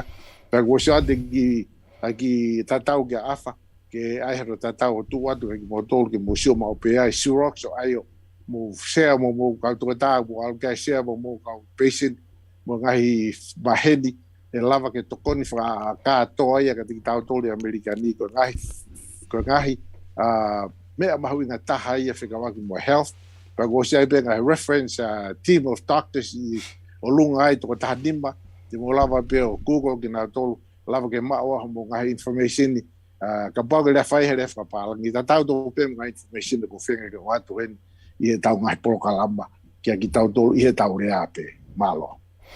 Ia malo bito king ko aonga mau pe foki a tuatu ai funky equation ko ni. Ko ia. Ke aonga kia te koe ho ki mo hamata pule pe a whakamanatui a ngai mea ko ia e kaurelei ke mo uilelei whakaloku fua mo whakatau taha. Malo ai wahe ka ku lota pe ta hoko ati ki he ngahi whehu i koe. Ko hi koe taimi. Koe whehu i ani o ku whikau aki pēr moe lahi koe suka i he toto. O ku koe whehu i au pehe o ku ririu nei a lahi e suka he toto he taimi go te tauni manoa i ke fitu noa. Tolu noa ki he ni manoa. Pe o tatau pe ai suka ai au tau pehe o ku mirikalami e te au ke tesli tai taha. Ia. Ona bite whehui koe ni ku kai ke whakalau ta uia. O ku tuu pe ia i he tohi whakatoka tā. Ai tuu ngā kou totoru kia he taimu ku te fast ai. O tuu ngā kou totoru kia te he taimu kai ke te fast ai. O moilo pe hemoglobin A1C. Ko avalisi ago o mai foi mahina tolu o doutor que si ia repesete fitu ho sevi go ho blood sugar go e pongi e tau be fasting blood sugar ko tahi ngahi fika mahu inga ke te ilo ki ai ko hai tu unga ku te ai o se te mohe ho avalu kai ke te ala ha me kai o mau me tokoni me ai porque te ko he pongi te kai ke te mau me tokoni he pongi te ke te inu ha me merie tu ke he pe go inu vai ia o sai pe ia Aia ko tau foi sivi ko ia ke fasting blood sugar o ton ke lalo he te wanoa. Ka pau ke sugar o ton ke lalo he te wanoa ai fasting blood sugar. Pa ka pau kai ke sugar o ton ke lalo he te hongo fulu. Ka pau ke fe mau ke tau hi sugar ke ne tunga lelei te ke lalo he te wanoa. Pa ka pau le va alu aia ko tau talano ke fasting blood sugar. Ele algo to sugar ko lunga ogu I he taimu o siko te kai o maalunga ma bene lele I he taimu ka pau ke tanga ta suka kita fa lele ya o wa he wa au ki o lunga o te tokanga ki ai kai feinga pe ke tauhi to tonu pe te kai tauhi ke ngai toko ni ko ni ta no ke whole food plant based ange ko tau me kai tonga wai ki tau me kai pe he ka palangi to lai ko ka me kai stars fa tu ta ma ki o te mutu ki ai ko ngai me ai o wi kai ke mo oni whole food plant based tau hinga ki ai ka wai mo stars ko ya mai stars ko ko mai haivi ka ting tau tol ki fraunga pa de tau no fo pe I he lai pere mo lai lu o kai o ma be to ko be ki ai ka pa ta ka ki tau ma me to ko be ki talo ko mala mo ufi mo ngahi si ai de mo ngai be ko ya te mo ilo pe te mo vai ya ono nga fo ko ka fe unga ai stars mo sino ka ko hinga ko ala de stars ko ya whole food plant based alu honga tonu at mina tula fa o ke kulo pe haka hange ko fata ko so no fai po mo ma me to ko ni me ai ko me to ko to tonu ia o wa pede mo ma me to ko ni lahi au bito ai pe ke de fe unga pe ngata hange ko ngahi ko fe hui ko ni ko fasting blood sugar o ka pau ke sugar u to tonu ke ma lalo ma u pe I he te au noa pana tu ko sugar ai ko ke no fo ma u pe half fo I tunga ta pa pe ke algo lunga ko te mau me to ko ni pe o si algo lunga ko de tai mi pe de mau me to ko ni ngawe sino ko no fa foki fo ko ki lalo winga ku ngawe insulin ko no fa hu suka mi he to algo ke fanga ki maso cells ke fa ngai pe to le va suka ki lalo ko ki mo to lo mo suka mana tu e fo me ko ni o ko fa tu ta ma ki ang to lalo ho mo suka ayo ko to lalo be he te au fai ki lalo I hone to o lunga maratu ina tau talano ki mo ko sukai lele sukai pe lele pe alo taha fe tai ne taha o kwai ko hinga ke mo wa o ki ai ka ko hinga pe tai mo ma be to ko ni ai lele sukai ko lunga fa ta mo ata fu ko nga po nga nge ko fa ta mo so no fai mo fu ko nga pulu masima to te ke he suka nga ko ia suka to ma fa ya bi ki o lunga pa suka pa to ki te hi foi ma marie o a upe ke o ninimo e lava re ko sio ma ho fofonga te ke mamata tu ko ki de nef ono hinga ko ha fula suka ia e toto al pe fogia o ke fanga ki ka lava ko mata ne hanga o sia hanga ko te sio ka ko hinga ia me o ku lahia e ka kainga suka guna kui ono hinga pe ko ke lele sio ko lahia suka pe mau e fangi kalava ko redna ai go tu ko bui fangi kalava preperenge sia e lava reva ke hoko ia kai ke fogi mai ke tau fehui ko edi ko suka no fo pe suka I he taibu ko te fasting ai e vaha e te au ho fulu mo te au ano lele pe o kapau ke suka kapau ke suka sai pe ia e kai ke suka kapau te ke alu o mavahe te au ano o si o he pongi o si ho foi fast ho avalu pa ke si o leva ki ai pa ke ilo ko mavahe ko he te au ano pa ke ilo ko ke kamata suka pe nga leva ke alu ko to ke ta te nga leva fai usivi ke ne hanga assess ai lolotonga o taimi ko ia ai tuunga a ho kofua te assess leva tuunga a ho suka pe den assess ho blood pressure e ko ngai mea ka to ko ni ko ngai chronic disease una relate pana nga we fata ka to age afa fogi mai go fe hui ko suka ia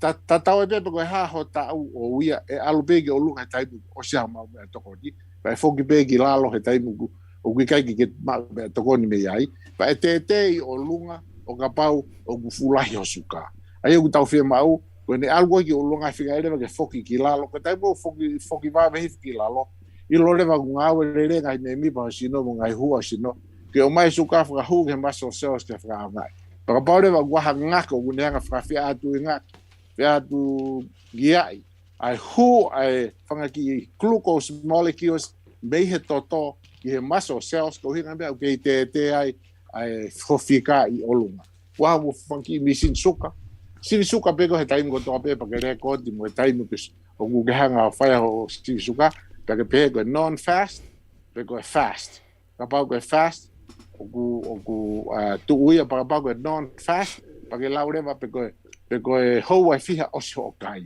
ai ko ho ai tol ho ai fa pa te laureva sio ke drift down go ho suka o kai ke fu alu ke olunga o ka pau ngā au ngai me pa sino ke fa foke suka ke muscle cells me wa ke lava ke fa nga ia sino kai ke ko tu ngai a fa o suka mana tu mo to ko mo fanki mi sibi sivi suka ka ko suka hange ki foi ata ko kamosi me faita ka pau ke mari e tu upe o he mari ko ia ai ka pau alo suka o te au ni manoa e tu ui he te au ni manoa ko ia e alu ke olunga ka panda ke toke o sky pe to ki lalo ka pau ko si mau ho kai ka ngau to sino ko ne fra foki pa te olunga ka pau ko ke ha o a fe unga ai ngau vave ai me bi pa sino ke fra foki suka ki la ka ke ko tu nga ya ko tau fe ui ko ni ko fasting blood sugar pa mo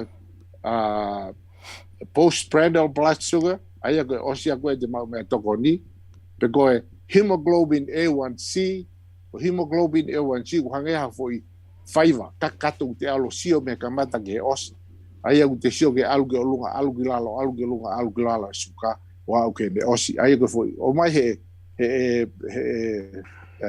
hemoglobin A1C avalisi o blood sugar i he lolotonga ko ia foi aho foi bahina tolu porque aho hiva go fulu ko ia na fai go ho CV ho hemoglobin A1C but then hare o mai avalisi ko ia kai ke ko atu pe ko taibu ko fai ko ki check ho suka i taibu ko ia ko ki random blood sugar pe ko fasting blood sugar pa ko fai leva o hemoglobin A1C ko kakato ia ko avalisi ko o atu hemoglobin A1C pe ko peseti e fiha no o atu ko ia ia taurele me peseti on taha moia ke peseti A1C ke he taha fa taimi taha alhako taha no mana tu ia fa ko blood sugar lava ke alu ke taha fe tupu o foi wa afe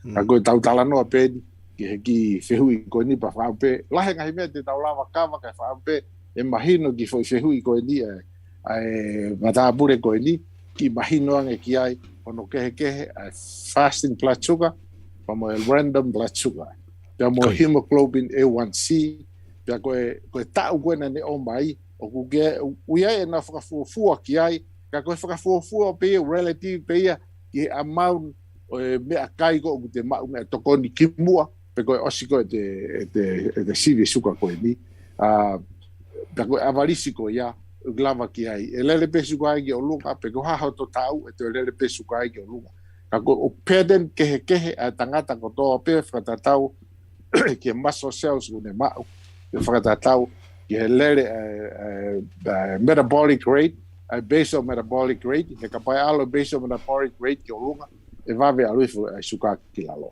pa pa mama ali alifu suka ki lalo kai ke ki be ai mahalo ki fulahi ki fomatala ko ya kai ke pe ke mahino ka tau tolu ko tau fenga ke suka ke foki hifo maulalo te wa no milligrams percent ia fa inga tai be pa pa te maulalo fe tai ke fasting blood sugar ia tai go tau fra ia fa fa to pe ko huhu ki modolo huhu ko ake insulin mo futo kanga apito ke ua algi lalo mo plachuka mo lalo te au lahiang e mate i he maulalo ai suka i kakai ko na undau suka i he maalunga ai suka ko me bege mo mahino ka mo tolu ke mo sanga mo fenga yo mo to ka pe ko si lawa fe kakai to ai fai to kai ke mo kon sa be ko mo to ka te lava pe o o talatu ka timo tolu ka whenga ke toka ngai ho mō kai api ke mō mau mea tokoni me mau mea tokoni kou tau tala noa ki ai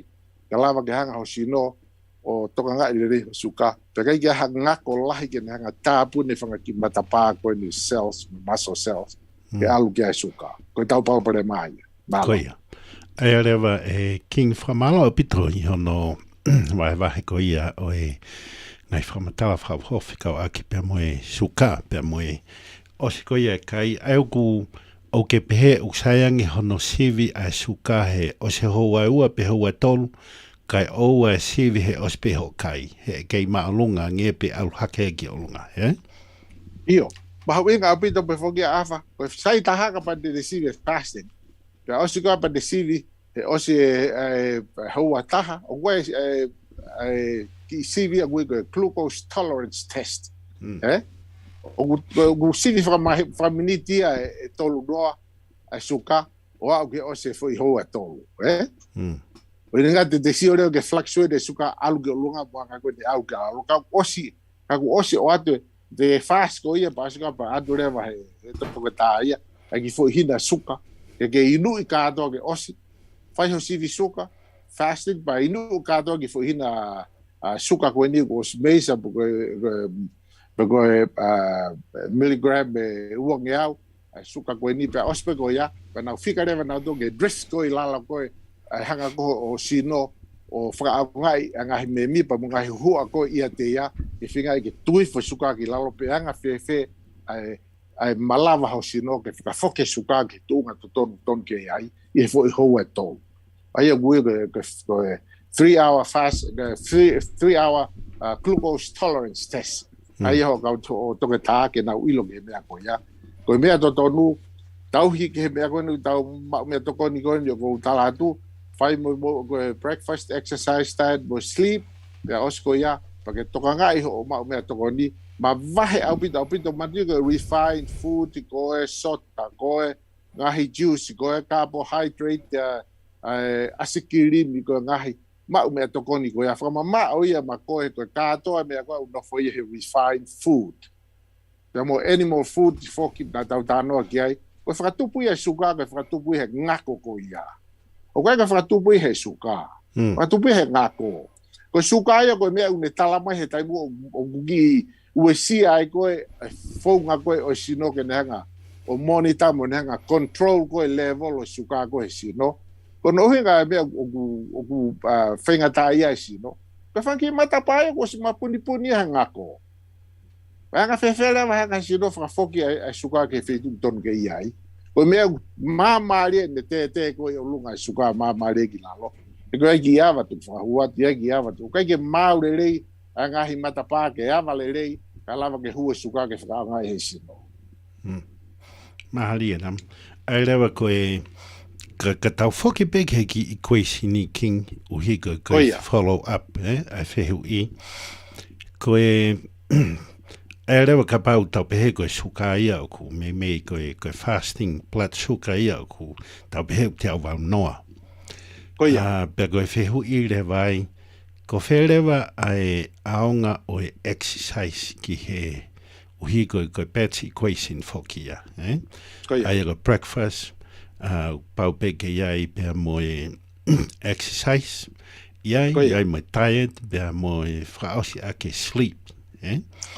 Rewa ka pau ka tō taha ku kamata ke suka pe ulotonga suka pe koe toto maalunga o to tonu ke tauhi mau ai ki exercise ki he ne ko harewa tokoni a exercise ki he lahi koe toto maalunga pe koe lahi koe o suka malo. Sai. Malau bito ke taipe ko exercise e tangata ko suka la alue ki la. Kai ha suka e te o lunga o kapau exercise tangata. Tau pega foi minute tolu no ai aho. Ko taipe ko exercise e tangata e foki suka ki la. Mana tu ko boto ko suka e fakatu tama ki kapau ele ho suka he te au. O ku ke fast te ke ba hagi me tokoni ke alo exercise. Fakatu tama ki ya. Matu na tafo matala ko taipo ke ai ke fasting plus sugar ka ba unofo I he te au pa ko te algo exercise to suka ki lalo ko me ko pongia pa ke mate te heart attack to go stroke ai ko me ko mahu inga ko ke finga ke te ke suka ki olunga ko insulin ko pa ke ai insulin ko pa ke ho kai patu ke ai ho insulin ko hinga ke ua na hanga insulin te ke ho suka ki laro kai ke ha suka ki atamai ko me reva ko pogia mai non ta hinga ko na ta fo patala ko ni fatu tama ke nge maulala we suka ma ko ele pe ho suka I te au kapa u ke suka tokanga au bito ke ai te ko ko ki fa mo sia dange u ki vai mana tu ina te ke kai to ki fo I lore o como ki fo I lore ga hanga ko fa tap ko so no fai pero o mai ki orange juice o idu pero ha pe ki me abeli unu ileva kuinga ke teke ho suka fa tai mi yo lunga ka fai hagi ma me to koni hanga ko ta fo matala ne nai afa ko ma ulala ko suka fa tu ta maki pe tai mo ke folo o ke hanga o ave ho insulin o lotonga ma ulala ho suka finga ileva ke ma me to koni leva to no be ke ta to ta sabe ko sta to ta pau ke ma me to koni fa ta mo insulin o ka pau ma ulala ho suka kuinga ke ne teke ke safe ma pe ho level lotongo hanga o fai go o suka o suhu go suka winga ke lava pe ki holo ki lala o futo ma la Koia. Koe hoi ki mai hamta pule koe pelula ki mama au sponsor ma o peia Prime Labs. Koe Prime Labs o ku aonga au pito ki a te koe I ho whanonga koia ki he mo uilerei. E lava pe o talanoa ki o takita ki lava ki ave kia I ngahi u sample ke nohanga o sivi. Pea toi lerei yangi ai ngā ui koia ai takita ki a te koe ki ono atu ai diagnosis mo atu ai whaito o koia o totonu. Koe anga ia ho ngā ui mo Prime Labs King ka pai te ke vai mai ai, malo. koia mala bito afa hange ko fomatala den dai fomatala ko osi o go ngau e foki ke laboratory ka ko diagnostic laboratory go hanga fra ngai ka ka to ta ko to be american ki na fra ngai diagnostic lab hanga ko ki kananga ko ka to ta be a doctor without a laboratory is like a soldier without a weapon. He's a dead man. If you do go to America, pau pe ke tau fra ngai diagnostic laboratory ke tau ilo ko ha tu nga tau ai tau te fitu ke suka to maulunga kai ke ngara upe ke chronic disease au ke cholesterol au ke ngahi vitamin ngai minerals mo ngai uric acid mo ngai enzymes maybe pa sino ia to nga pau pe ke te sio ki ai ki te sio ko ha tu to ke fai ke toko ni PCD e taimu me se ma wai. Kai ke ko taimu ko te sivi ko patient pe ave mo ngahi diagnostic test. Hange ko routine ko ave ko diagnostic foi sivi fa fitu ki diagnostic ki foi ke patient e taha wa ki sio ki ai ke usio ko ha tu nga go no mo ulele o ki ai. Pa lava reva ke patient me ngahi fai to. Then my patient me for because you're going to follow up, but you have a follow up when you vital signs. Because you have a civico ni, when I see you in the toilet, you see civic ilo, ulele patients, rapau kai, or why see the five for mahina, for mahina tol, for mahina auto, for tau. The should ever get to go kui, the monitor ever kai ke, mana tu iko me mahu inga taha. I mahu ke tau he sino ia ke mo uilelei ko diet.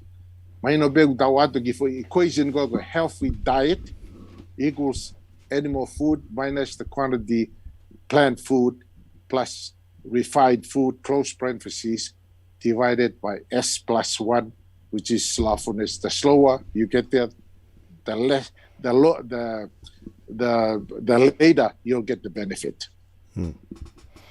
Kai ke afa malo ki fra lava de ke tunga ko ya ka ko diagnostic test ia fu fie ma wa pito ia pe ku fai fra tatau ke tunga ko patient ka pa ko patient ki more critical and tunga ko ke fai tu ola he usivi to ke sio anga fe drift ai u enzymes ko no si no pa fra tatau game fai to wa tu pe monitor mo no vital signs pa ilo leva ko tunga ko to ta ko ya mana tu mo ma to koni to tonu nge ko to fa matala ki ai Pia whika ore wa ki ai, ka whia mao ha no whia mao ha taimi, tā mai pakapau koe ke atae o fisika whia mao ha tokoni katon ke emergency room. Wanga ia po kalama koe a Amerika he taipeni. Koia. Māla pito King pia koe ko manatu I he mea na share koe Annie pia mo Chris. Koe whine nia whiuhono whenga e kautake tā pia toki o mai koe e nau sample koe ki ai panahanga na tō ai tani whai e bacteria ke. Aia na keke I loi he kautake tā ma kau ne si para ne atu koe a right medication koe ia pia improve e whine overnight. Koia. Aia ku matu aki mau inga a pito ai te ngāue whataha mo e diagnostic lab koine o ku lawe ke a kingi. Pe te lava pe o request, ka koe request ia pau ke whai mau pe ki ho toke tā, pe hanga lewa ho toke tā o send ge u sample. Koia. Koe toi pehata ki minite wha kingi ka ko lota pe ke whoki mai ki he, na ke lawe whiku ki whikau aki pe a mo e mahu inga koia o ki exercise.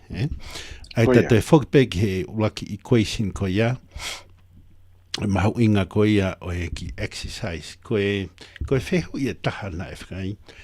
O ku pehe tō taha koe ni, koe na e mohe ia o me avarisi e mohe, houa e tolu, houa e wha.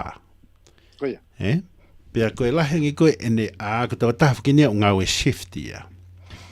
Koe lahangi koe ene koe e lahangi pea alo e suka ki olunga pa kamata rewa ki hau me toto maalunga. Aia rewa kune tāmai, ku whaakai pizza mo e inu e sota ma ngahi mea koe ia koe ua pongi e nia. Ko kina tofu ngau e shifi. Pea koe tamai he tō taha koe ni koe osi koe ia en papehege ane ki wike ua vacation. Pea tāngere wahano hoa ke mohana mohe whiawhi mau pe. Pea whatonga e tō taha koe ni e osi pe ahoi ua o e tō mohe whiawhi koe ni kamata ke neongo I o kure rei. Pea toi whokiat koe ke toke tā ku kamata ke holo no suka mo e toto maalunga. Pea peherewa tō taha koe ni. Ngari maa mea ia koe ni ke solo vai ai palopare ma koe ni. Ke mana tu I whoki e ko kore whamore pe ki he haa lotu, kau whai whekau. Koe whotu koe o e ngata palasa. Koe mea maa tahai hai mama koe ni. Taun peke te aha ngata palasa he taini. Koe te siupi ki ai pea te mo uile reire. Maa ka koe whatonga e rewa he toke taha ko ni pene hanga rewa o whengai e ne ngā ue ke ngā ue peha fwoi siwhi e tōlu ka siwhi ua he e whiawhi. Pene whatonga e rewa ku kamata ke toe whakalakalakange e ne mo ui lerei ko hia koe sleep. Ka baute ke toe wahe mai ai ahano mahu inga ko ia o e mohe whiunga. Koia. Mala bito awha eu I mau inga pita koe ni, ko inga whukena tau kamata e tau ki pōkalama koe ni e tau whia ko sina tau whakawa. Au ngai pe e tau ki equation koe ni koe patch equation. Aia ka pau e hang he tangata o whakatakoa ngā iange a ki patch equation pa lele ki fwoi mea koe ai whaa ke tuunga le rei pesete malungo fulu e kakaita na mui le ange ki nao tō. Tuke he pesi kainga upau ke alu ke toka tā o whai ngahi moneta me iai ngahi whai tō o lahi. Kai kehe ka koe taipungo u tau nofo ai he whangaki mahaki u tonu pe ke lava pe ke tokoni ngahi whaunga koe ni ku tau ngā whamatala ki ai. Ele lei au bit pa koe ngahi mea koe vital signs ka atoa lava ke mo sio ko homo weight, sio ko homo blood pressure, sio ke fasting blood sugar, sio ke homo gi oximeter, Praonga he mo ki oximeter ke ki foi tuhu sio kiai maalunga he hivatol peseti hivatol mo pulse he maalunga he onongo fulu ke onongo fulu ke hivango fulu ke mo sio ke mo pauni o wa ma o me o ngau o fai ki lalo hi fu tau ni mo fulu ngau pa pa wa ke ngau ni manoa o wa to laka I mana tu ke tau ki holo ke fu pauni o noa ia fa hinga pauni be o ai tau pepe ko hape pauni ko ia he tai ko holo ko foi pani o noa o ke cut off ko ia a risk of heart attack or stroke peseti e nima ngofuru. Sio ke fu benefiti lahi whakauria.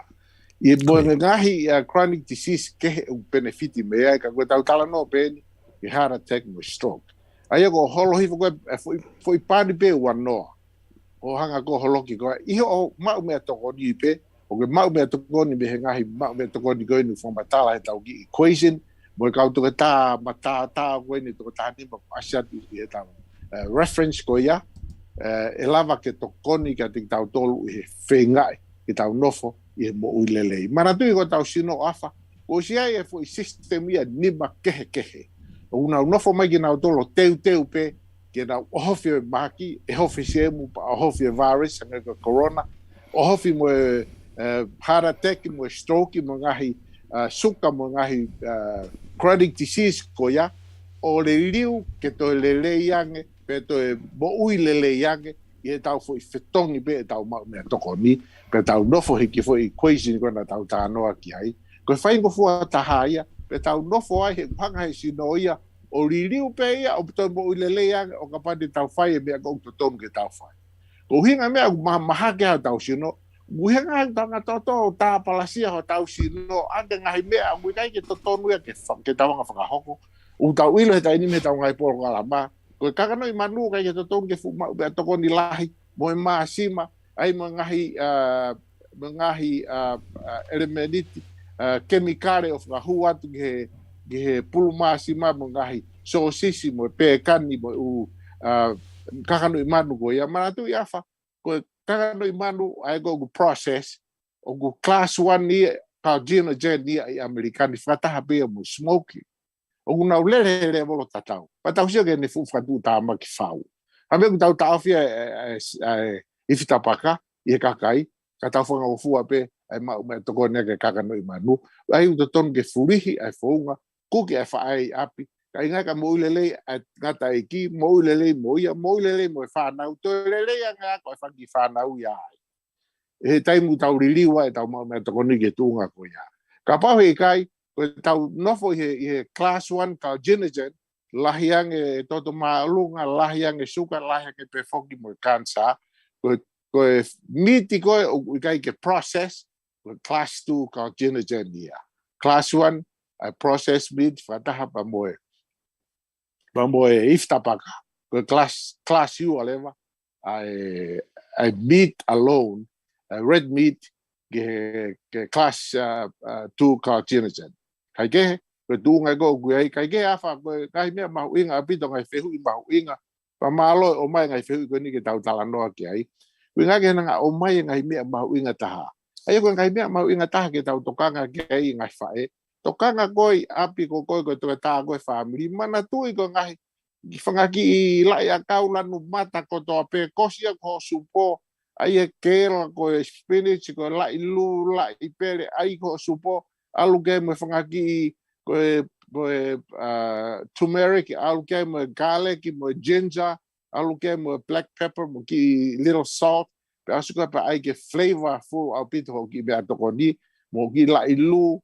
alu ke mo ki lolo i niu o lolo ake me desi pe aska porque ma me toko ni ki rewa o ki foi kumala ko foi talo te ke sio ki ai ke liliu fame pe ai ki family ke bohe ho avalu pa ke ngata pe ai ka bo mana tu i ko fiohi fra family nga ko ki lot fra family nga ko ki e fia fra family nga ko ki lau fola fra family ka mo family dinner ko ngahi family activity ko fanga ki feo hia fu ma inga au pito ia ki he bo ui lele fanga ka toa pe lava ke tau bo ui lele yang kai ko me fa inga ta kolo ape ke sio ke fa pe fana ke tanga ta eki e tena sio ko be ka pa ke ke tau tokanga ke pa tau ngau ke tau ka hoko ai ngau ko ni ona tau kau e to ma ta puaki o mo ule rei ka te tau to kai ke habe pe o pau ke tau ngo fua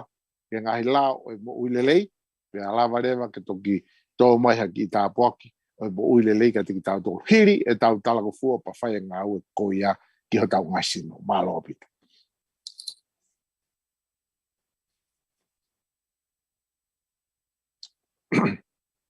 Afa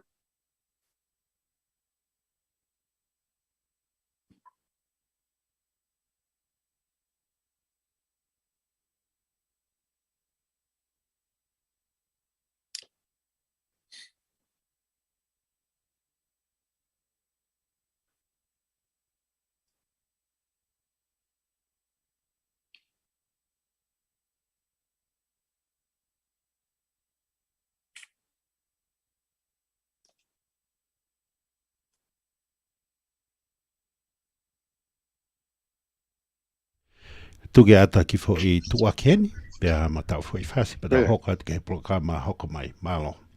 Malo.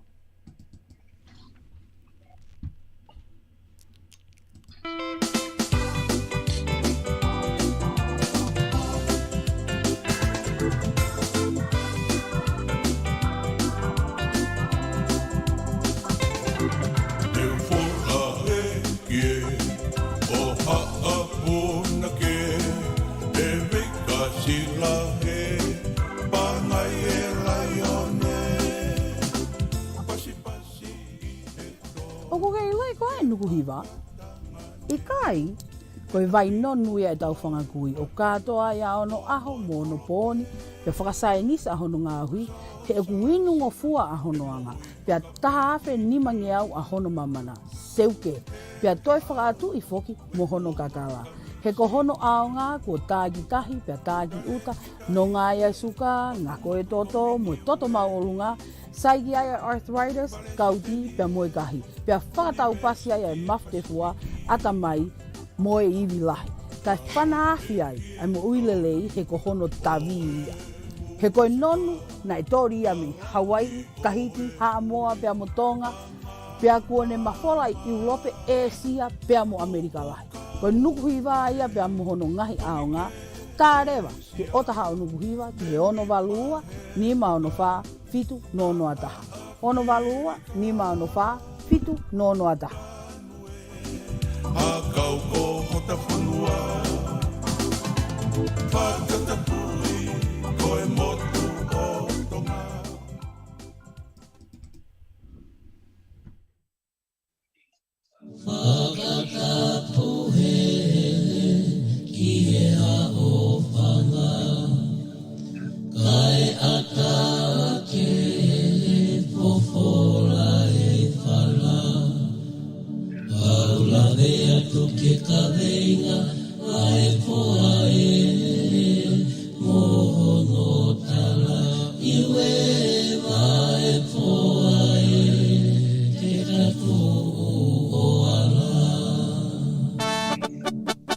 United Kingdom of Four.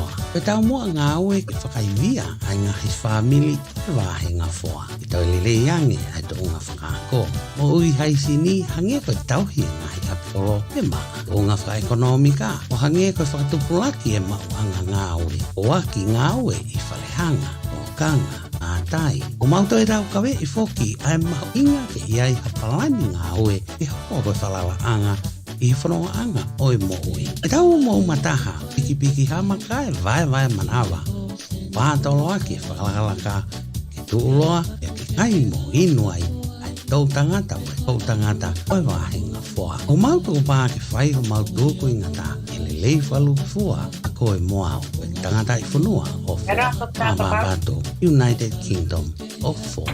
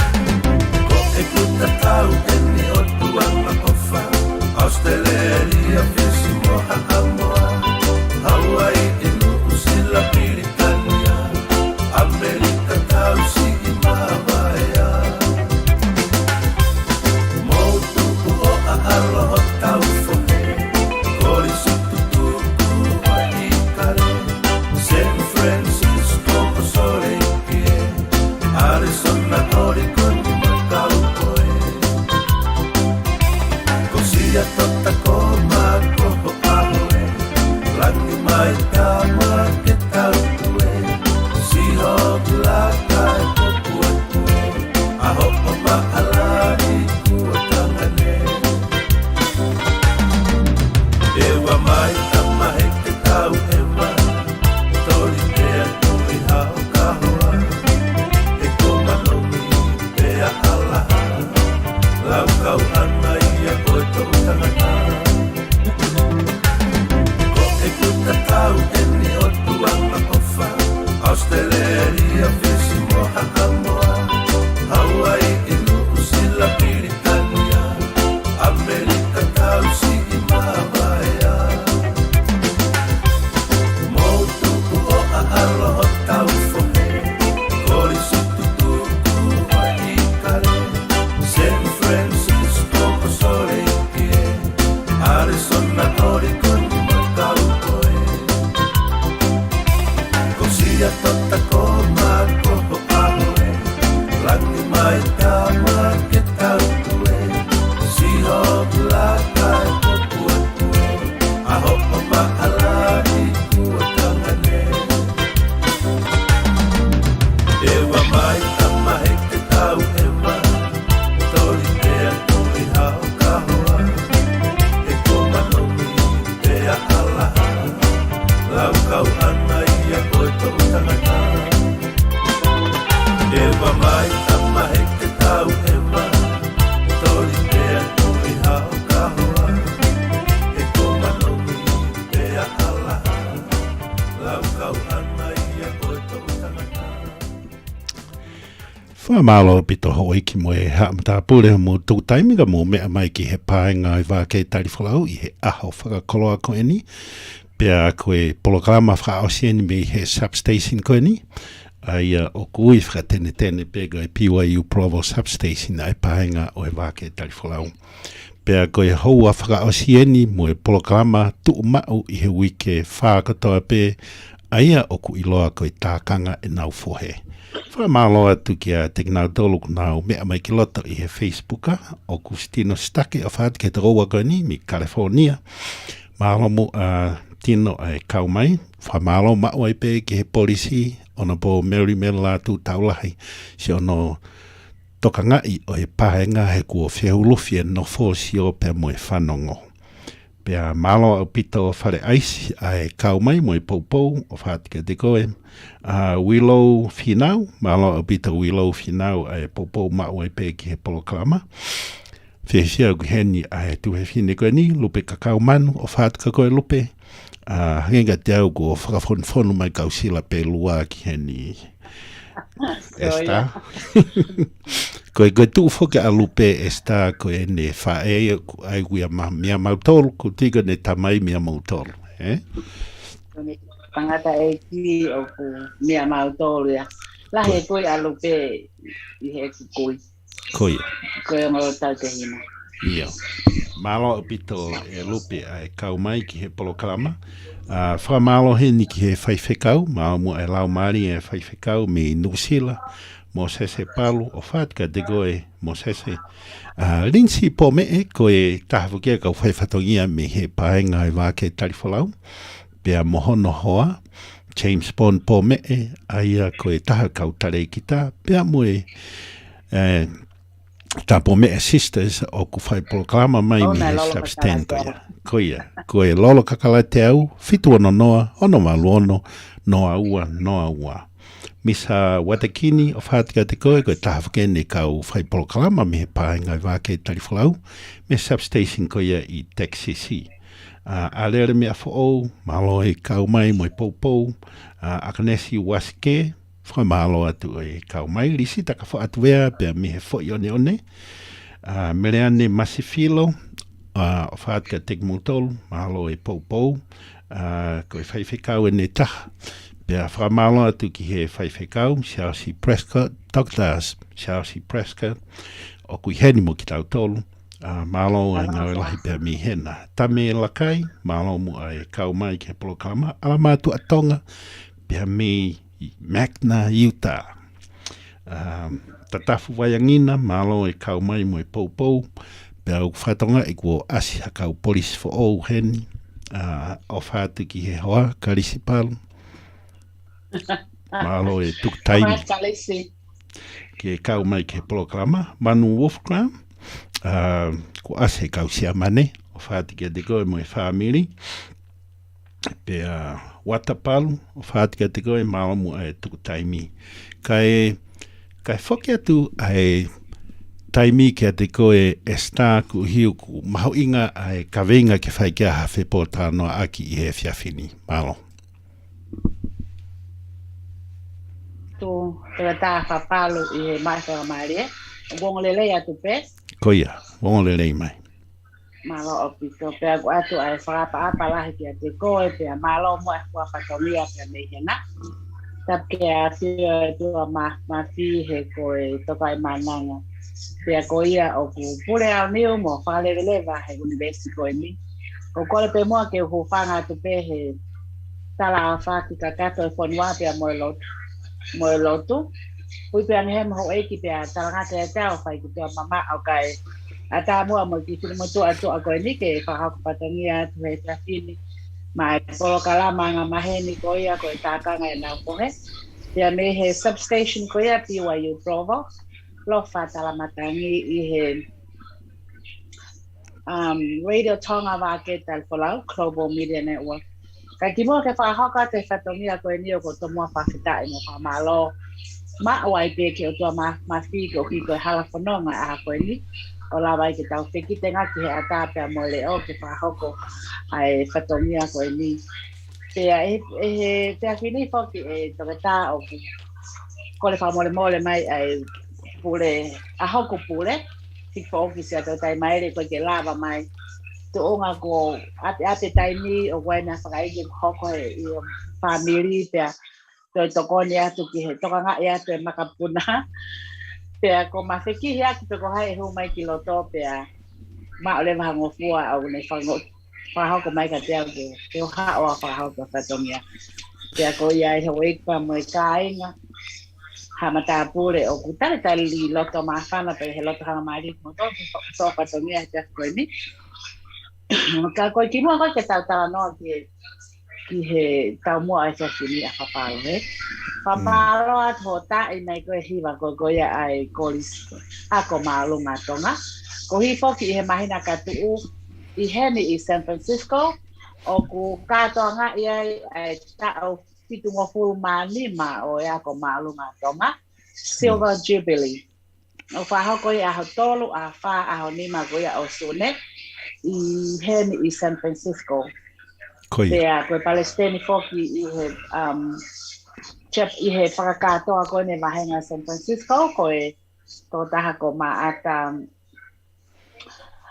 paiva ilo nale ko hoku tō uen he whitwhitu. Pea koe whale I koe ho eiki lea whātui tātau mo peau. Kai pehe foki ki he konsela seniale tonga sela mga ngongo tūkia. Pea mo e toenga o e kau me mipa mo ki mau toloni o ku mau tali koe. Te teu pe ke he tue I he aho tolu, aho wha, aho lima koe au sune. Kai kehe o ku atu ai ofalahi ko ngā ko hono tā mai ai hiwa koe ni. O ku whoke ai manatu ki whunga whaai mata ki he apiako na moai ki mau tolu. Kai kehe, to tā whapalu koe aniaki pa mo ahoni e ku wakai atu ki he NFC ki he ngongo whamamahi ko ia o ku poesia e ngahi loto whale koe na I Texas he. Koia. I he elementary school na e hoko ai koe ni ai puu palapale malahi o kutonga lele ai koe ne ai whipota no aki ko ia ai ko vana o Texas ka mo kautaki pure anga. E tai unga tape o ku talmi ane mo ku wakai atu. I he te whakaukau ko motu hia pea ko kai ke malawa ke au sia e longa I whanau koe ni. Kai pehe ke si I ongo whaiako ko mole na mo uiko hiko e palpalema whamamahi pea whakalilifu koe ni ko hoko. Koe. Ako ofang ke o tua ke ne fo ke ngano ngapa mo si mari ke ngahi loto fale ko ia ko hukito no ai fai ngata ako ni neango ko ko ni ihe matakari ko ka mori ka kute ngo ipehe te bakaya kiai ko ihe ko pana wen atau kamai he bani Kaike. Na amana ke hu mai o ko set can you see o feka akiba mo ki to taha ta hongo follow I he ape ako na straight A's a ene ako ene good grades. So o faka ka wai ke ma inga ko ne o ka pulo kala ma a hono to ka nga ki na o ya ko ai ki tam si mo ki ta ne ki hono ka ha o. Pero ko ni o kamata pe ya pe mi elementary school so wakaya ki he pae pe mo tamai e na tu o tangi alo I mata pe mo no fa matala ai na helele pe mo straight A's ko ya ai to taha ko ni kai ke he ko me pe ko fa am ke lava ke ai to ta ki mo ha ko to kala ma ko hi he kai ke lava ai ki tan si mo ki ta he ne ke ne a o ki he tu uma ta pota o mo o ko ni I mala ako ka o kamata ia pia mi elementary school Koia. Pia pa foka hoko ai pa mama he ko ni kai ke foka ka te ko to ta malo Koia malo bito esta kwangi wai ma wa TV ku ki yongo na mai pa ko le tio o ku hangi on the background ko neongo ene fralilifu a ngahi mea ko ia si more ai mo ui ai whanau pea I kai ke ngata pe I he nau mo ui kai ai whoki mo e whaiako pea ko mea pango ia ai hoko ai ngahi paloparema pe he ni ka koe toonga whokia o ngahi whanua lahi ai au ku hoko mai I he tainimi koe taha whakia o ngai mea o ku to toni ke whai kai ai tākanga nau whohe whakakātoa, whakaluku fua ai anga ko ia o ngā ue. Ai rewa ko e whewhe ai tākanga nau whohe ko e kai ke ngata pehongo mātu a ka o ku kauwhakia mo kau whaiako. Pea ko ngahi elementary school ko ni ko whatonga ina kai ke ai ha o whaiai maupe ai polisi pe koe kāte o ku nofo ma upe I ngai api ako. O ku mahu inga au pito. Mahu inga au pito nau ngāwe, pe ku tōlahe o ki nau tolu ia o ku nau off duty, me he kau polisi, pe ku tōlahe o ki nau tolu I utani o ku ilo, mo mahen mo ki nau tolu, ku nau retire me he military.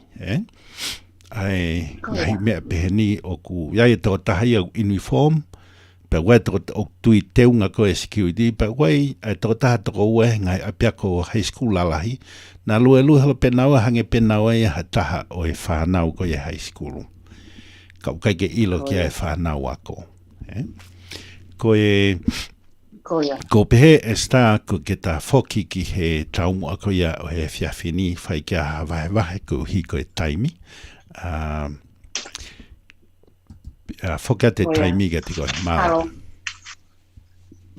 Malo apita te ta ko ia e ai pe por kalama te tau tu tala no ai he guai pe as a chance in family he me he ngahi fae ke ki hange ko taro na matala no ha hon o fe ka ak me palpale ma ko ni kai ke ko ta fini foki o ko ka e esta katak famole mole mahau saen ke tuku mai ngahi ume akena aene whai ke hamo whipotano aki uhi ko e ngahi mea o kei fresh he ata mai o e kainga tolahe I he I kare pia mea I e kinau tolu ko e me ngai whanua ke he malo. O whekau aki pia mo e hātara ta, a mea kon ki he whanape ko e tau mua he aho. Ngai mea gana na whai ke hamo pōtano ke ngai safety ko ia o e whanau ko tui ko e whanau nau whema o pito ke nau mea I oku safe e ngai apiako ko ia oku nau mea ki ai. Ia malo o pito. ko ia te kamata tu pe ko nga na ku sia foki he ngon ko ni pa o telefone ke o fefine o ke a ma ko puna la pe o ku al ke ako pe a fa ko mai he ma o fefine I ka pa pe ko ha me ko ke ava ke ako ta mai mam o ko fe ma al ke tala no ke pe ako ke mahino o ku safe ai hange ko me ko na ku ke me ke te ta o ku security o ku on duty ka o ke to ko ako mga hitafaaki kehe ko ia ke whakapapau I ko hui he ko o kune tau to siofi ai ko I palapale ma koe ni o ku hoko koe teksisi ka ku sio loto atu ke he apia ko koe ni o ku ai a ene a hono foha hono ki foha o ku I he kindergarten I he no first grade grade ulaki grade taha pe ane ne pe mai ka te au o ko fie ma au ke hanga tuku ai ki tamsi ke safe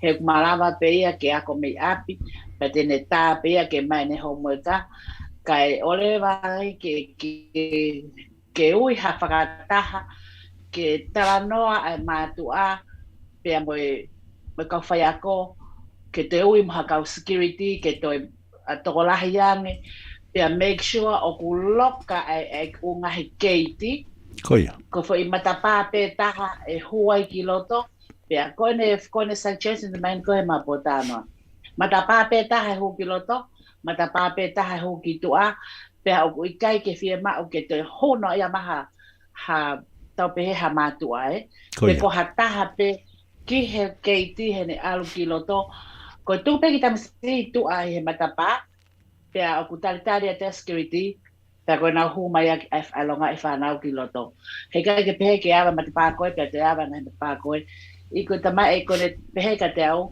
o ku nofo o whakakaukau lahi ke ui whakataha koe ni ko pau ke alu ke alo voice alo tala he a hono loto mo ene whakaamu ke toe malu ange ai longa I whanau pea ka ku haurewa hataha make sure o ku hane kati hane let's say hano tag I hono hingoa ke aha ke ne IT ke whapapau I ko hono ko iae pa ko toko taia o ana wasme IT ko ne ngahi fotu pe na ma fetala no aki ane uhu ko nga ko ku eke ko pa utama ia e tu pe ki tamsia ke no fue weekend kakato ko nga ha ku ne ngo ia o am safe ko tu ko ni o ku hange o ku ho ha au pito ngahi ma tu wa ke na o wakaya tu ke mea koe me o ku hoko he ke ko pahaka te ane ana ke ai te malo Io, koe taha gine ngai whektoa ko ia une whakatupu ai nofo koe mea ko te kei mau ka tipiloma. Ko ne ongo I pe whanau kai ka nau safe nau tolu I a piako. Te nau au nau tolu o kumi ai ngai wheituko e te nau safe ai. Pe kai ka nau whiona tō ke ako. Ka kohono lerei ko talu ko ia o COVID tahiwa mo whakatapu ko ia. Ko kamata rewa ke whangofua ke te hange o ku hybrid te ako alu ki loki ako. Pea mo ako pe mi api. Pea ko tui hange ko whanonga I ngai tālanga toko lahi. Ko mea kona hoko I taxi si ko kamata ke te whoki e mātua toko lahi mo nau whanau. Ke nau whoki pe ke online. Ko hi ko kai whakapapau I. Ai anga ko ia o security ko ia o ngai apiako. Ka te wahewahen. Ko taha ngai apiako sole iki na ulere atu ki ai. Ke whakataha ku iai. Pea ko matapā pe taha o kwhai e hua tu. Matapā taha whai hu ki tu a. Pea ko ai pe ngai camera ai. Pa kunoko pe security ko o ku aia ku uniform. Pa ku te salbida wai mo ne peke nene. Koia. Pea wairewa e toko taha ke he ia o ku nofo I loto o ku nau monitor katoa pe ai ngahi u matapā huki tua ai o ku loka whoki. O ku loka whaka elektronika. Ai ka taim pe o pula taha alarm ko ia ki he vela pea toki release he ngahi matapā. Ka o ku toko taha katoa pe u hau. Ko matu he ku aluatu pau ke u alatau ia sou e ku IT. Pea o ku osi o ange pea ku hingoa te aluatu pea whemau ke ai ku IT e ua. Ke whakapapau I ko aueni o ku hau. Pea kuiai e whaiako koe na ni hanga ko whaafia ku alorea kuiai o whapapau I koau pea mao rewa hanga tonu pe ke he loki ko whai ki ai rea koe na whai ke whanau koe ka te alu kata whaitu ke ko ne ospuka ia pa te whoki mai peu te toi whoki mai pe ke whaitu tatau so e IT ke mahino ko kita ni ko te huki tua ko ne osia pa toki men whoki ngahi umea ko ni uhina ai hapalo pare mai hoko Pea kai whoke ngahi district e nihi o kai ke nau ai e mea ko ia, ngahi apia ko nihi. Ka o kai e mo oni, pea mo e totonu ai mātu aia ke whakapapau o ku safe e nau whanau he taimi koe nau te nau ato. O koe fo I toko taha fitu, kau kei mo e whai ako, o ku kau ia ha mea au ku whaloloma au pito. Ka tuka te taimi ka koe, malo. Ia, malo toka tā, ko ia, ko e anga ia o e whakaukau ai o pipine koe ni, he kai koe ke ne hanga awe hono ki I whoha ane uku ke api ako, na whetano api pa mo ne mohono maari, e tuku ia I api, ka nau whitu tāki nau tōru he waipe group message ai ngahi mātua, ke nau whetohi aki ai, ke whakahau ka whakataha, ke safety koe ai whanau, ke to increase ange ai kau securities pe hange ko na ko IT mga hanya na panong kaya na ni hanga lao mai ne ngai ko tu e alo pa ka ko ke apia ko kai kai ko ta ta hanga na ta no ke ko mo tu hia ai si feinga ai longa I whanau ko ni pe I maka tu nga ko ya o I kuna ko ya hange na ula ki ko pa pe ke kamata pe me he elementary school. Pea ka pau koe a tungai elementary school o hange o ku fu whakalaloma. Pea e whewhea ka hau e whanau. Kai kehe ko pau ke whai ngau e lahi a ngahi mātua. Koe maho inga koe tākanga e nau kohe ke whenga aki. Back to back ai mātua pea moe ki tamisi I ka maafoki ai kau whai ako I he fo I tuha ke koe ni he taimini I he fu whakatamaki koe ko hoko I he kare. Ka koe taim papa ni taka taha ko hanga ko ilope koe ape taimi koe, sorry. Koe mea koe ko o whakaukau ke tau tāno ke he pia whini. Ka e saipe ai pe pro kalama te tau tō. Koia. Tuke Iau ki motu mai ho orea. Koia. Tuke te ki fo. Ia.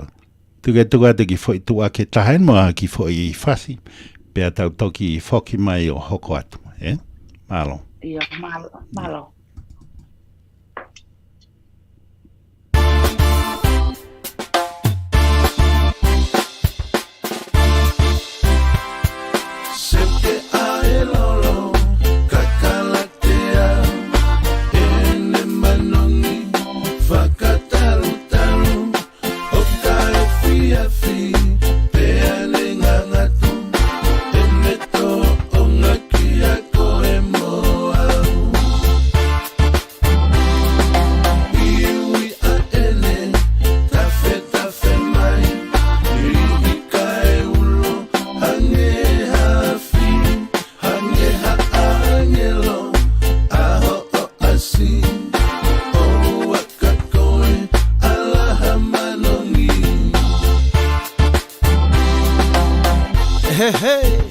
Ko iai halolo ia ku ngahui pea vilohi, pea mix mei palataisi. Ke whakatori a ngahi whakaamu whakasino mo ata mai. Ke mili pea ke whakasanisani mo masani mo whakamanifi. Pea ke foto aki ia ke hakatoa ngā aholahi. Pea ke toki ilo ai e mamani, koe loloni ia, koe tāpu aki mei langi. O ua, he. Teke ae lolo, kakalatea, ene manongi, whakataru, o kai fiafi, pea le ngangatu, ene to o ngaki a koe moau.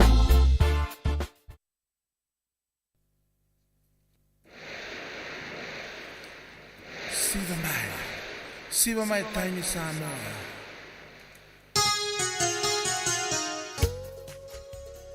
Hoi ki mo ka inga tonga i kale.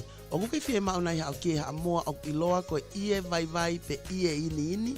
Awa, ko ne pepe ini o kune whakamahino mai ai au iki ai kieni pe a koe mate lalanga seuke. Hange ia na lalanga ka misini kako eni. Ko si nima amo pe ia si ngai fae me ha amoa. O mauhene sais keke ika ingata pe i au kako lahi o kie. Tā mai lewa ki hoko pe toi putu. Pe whakatau hao kie ke laulo tahai ho foi pere i kare. Fika telefoni, valu noa valu, whāni mafitu ono whā hiva ono. Valu noa valu, whāni mafitu ono whā hiva ono. Koe Lotaki Enterprise ia.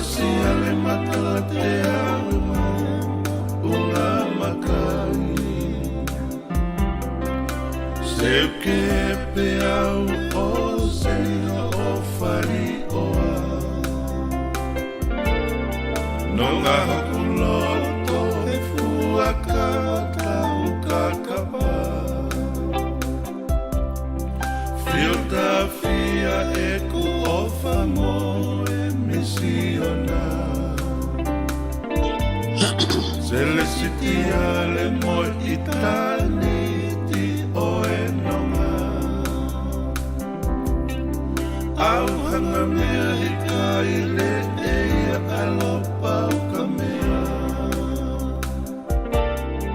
Wisa leo ame a he ala muhu o e lo se O au au hia ai ka ki suatu pe Vare lo toni he taulanga mata i to fe Whakapapa umosila i eta kovinani te Pea whaila tau mo a kisele sitiare Wisa leo ave a he ala muhu o e lo se O au au hia ai ka ki suatu pe Vare lo toni he taulanga mata i to fe Whakapapa umosila i eta kovinani te Whakamalo pito ho e ki moe hamata pule mo tū taimiga mo mea mai ki he pāenga e wā ke tariwhalau i he aho whakakoloa koe ni. Ka e whoki ai polo kalama ki he Esther. Hoka atu a he wahe whikau aki moe koe mea maho inga whoki e ni. Aia koe safety koe ia e tau whānau, tau te whituka nau tolu pe oku nau i he kindergarten, pe koe preschool, kindergarten, pe koe elementary school. Koe tokotaha koe nene hanga piki ai fo i ki i apiako koe ni, o ko mahino mai o kune ilo ile re ki apiako pea lau ke whainga whakakau ko ia ne aulatu ke hangeha ne sauni pe ko ha mea au lota mamahi ai pea hau ia ke whainga tā ia i hakakai tōlahi. Ka tuka te taimi ka koe, malo.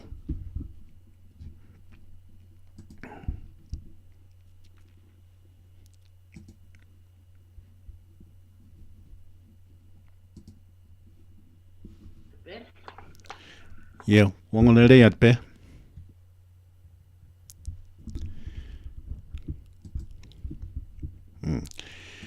Pea koe ai ho e ki mo hamata pule. O ku maho inga ma pe e te tokangai e te ki i whanau. Pea mahino mai o ku nau alu ki a wheitu ku safe. Pea koe taimi ko ia o tuku ai ako.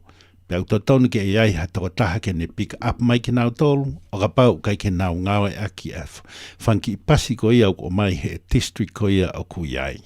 Kai whokia te taimi Esther, malo? Ia, malo o pito e tonga tāko misi e ki konga na ki raka mata matala mai.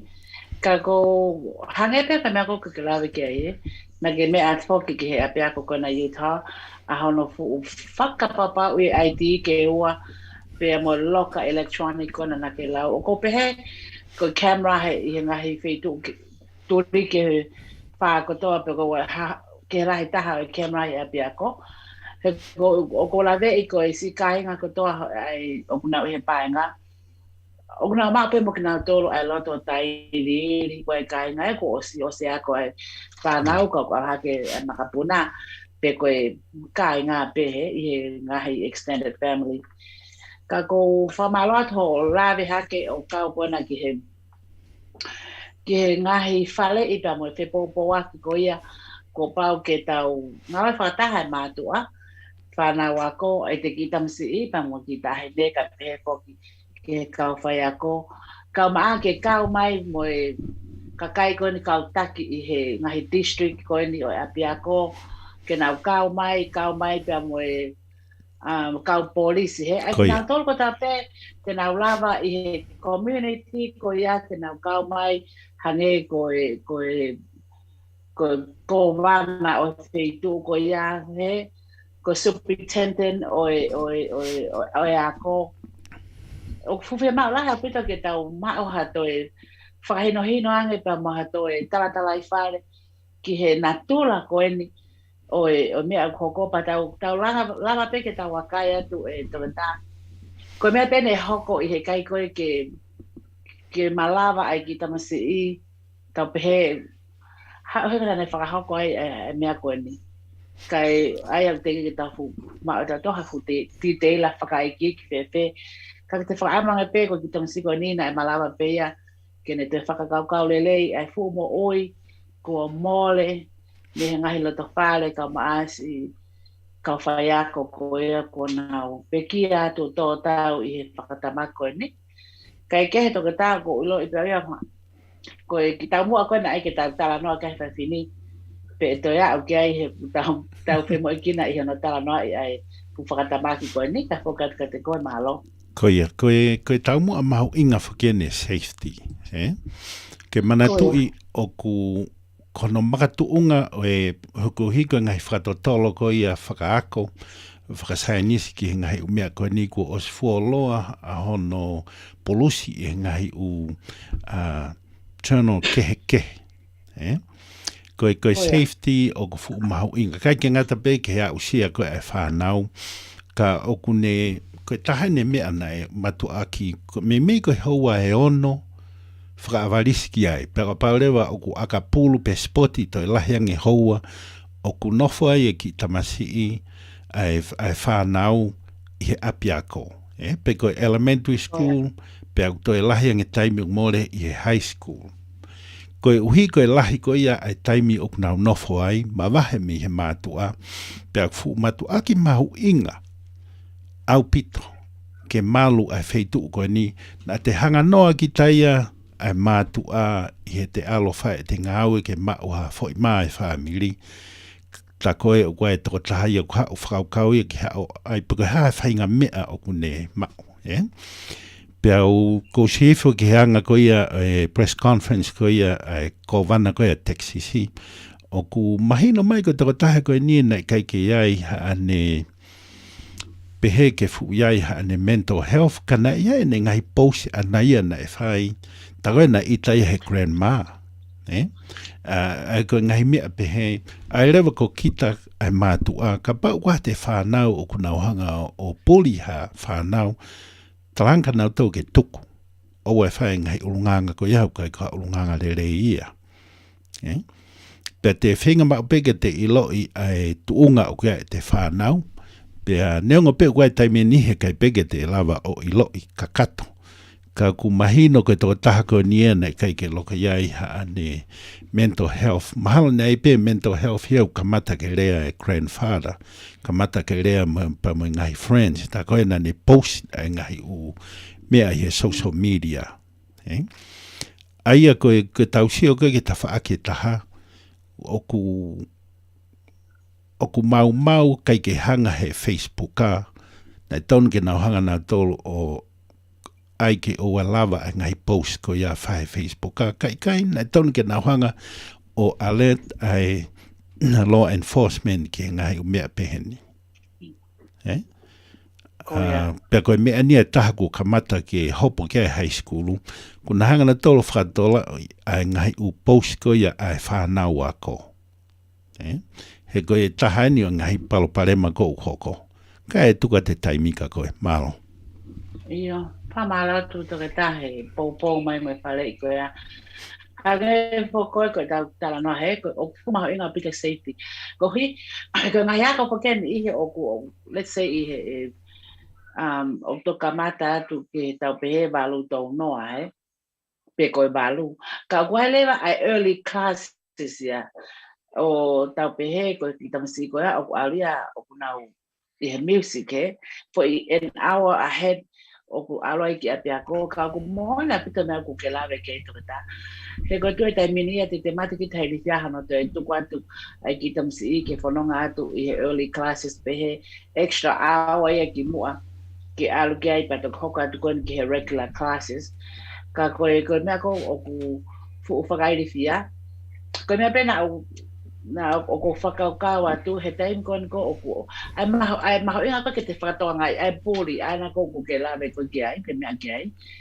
ko ngā kau te hare whatoa ngai haki tamsi o kune mo ua he whahenga whakoutua pe o whia mao ke te toi ofia anke ki tamsi ko ia tala peke ilohe ne ngō mātua ko ia whakahau kon kakinau tolu ko ngā ke whaha peto koni aki ka ua he waiwhaka te meni I ka pa e pehe ki tamsi tau pehe ko kitamsi pe ko ha e ngama to ako tamai ko to ai ane ko chunia pehe mo pehe e ale fa nga ho ya pe me a fi ka mon ka ta alo to nga i pe ni fa na ma ka mai no pe ku nai ka i ta fa ke ta ha ka pa le va ha o ta ke ta la mai ha to o nga pehe a e ku kitamsi o ku ton pe ke fa ma lo ai ko hi o wa ta e ha to ko ni mai he ai e nga le ap nga le pe ma mo nga ta fa ko ta ko ali ke apia ko alo fa ma mahia tuai alo hoko ko e fa tu palo pale ma he Koia. Aga ko nga pe fa ka watu ke ta fa ko ya malo to ta Koia, koe pooling, koe tahaia, koe mea go, koe anga koe o kwai ai 1-800 number, mahalo, whakaluku fua, pea moe ngahi u district katoa pe, o kui ai e nau whika o te tāke ai tai totongi e whānau. Koe pooling, koe tahaia ngahi mea ko manatu i he kau advice hakoia ke he Utah State Board of Education. Lahiangi taimi u whakamoreki. Ki hono tālanga i ngahi u policy ke pooling. O hihe ku kaufo ke pooling ia i he kai ke ngata pe i he nofo ko ia e whakoe mea ni ko ku mahu i ngain. Hono interview ko e ke ta make provincia tau te whire ta make tonga. O ku haa mahino mai na e pesetia e fitu ono tupu. Hono pooling ki nau tolu i he kalasi ulaki i ua tolu wha moe nima. Ko nea o koe ke kalasi o no ku nau lalahia ke nau tolu. Pea kai rewa ke toi pooling he whanki kaureka pālangi ki nau tolu. Pea koia. Koe tahane paloparema ko mantu e whakataha katoa e kau principal ki Soreiki. Pea na iai e principal ai koe African American pental mai rewa.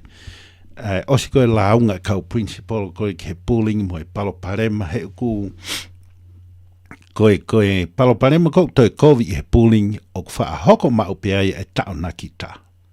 Koia. Kono whatu tā makia ka pahe kai ke taofi. Ai koe ulaki kau pooling tala ke mātua, au lewa mātua hangatonu ki apiako o tala noa mo ki nau tolu.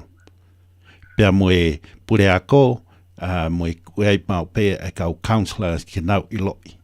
Pau lewa o ku kai ke whai ha mea ki he toko taha koe ni, ke taofi e pooling, pa taimi lewa ke reporti lewa ki he law enforcement.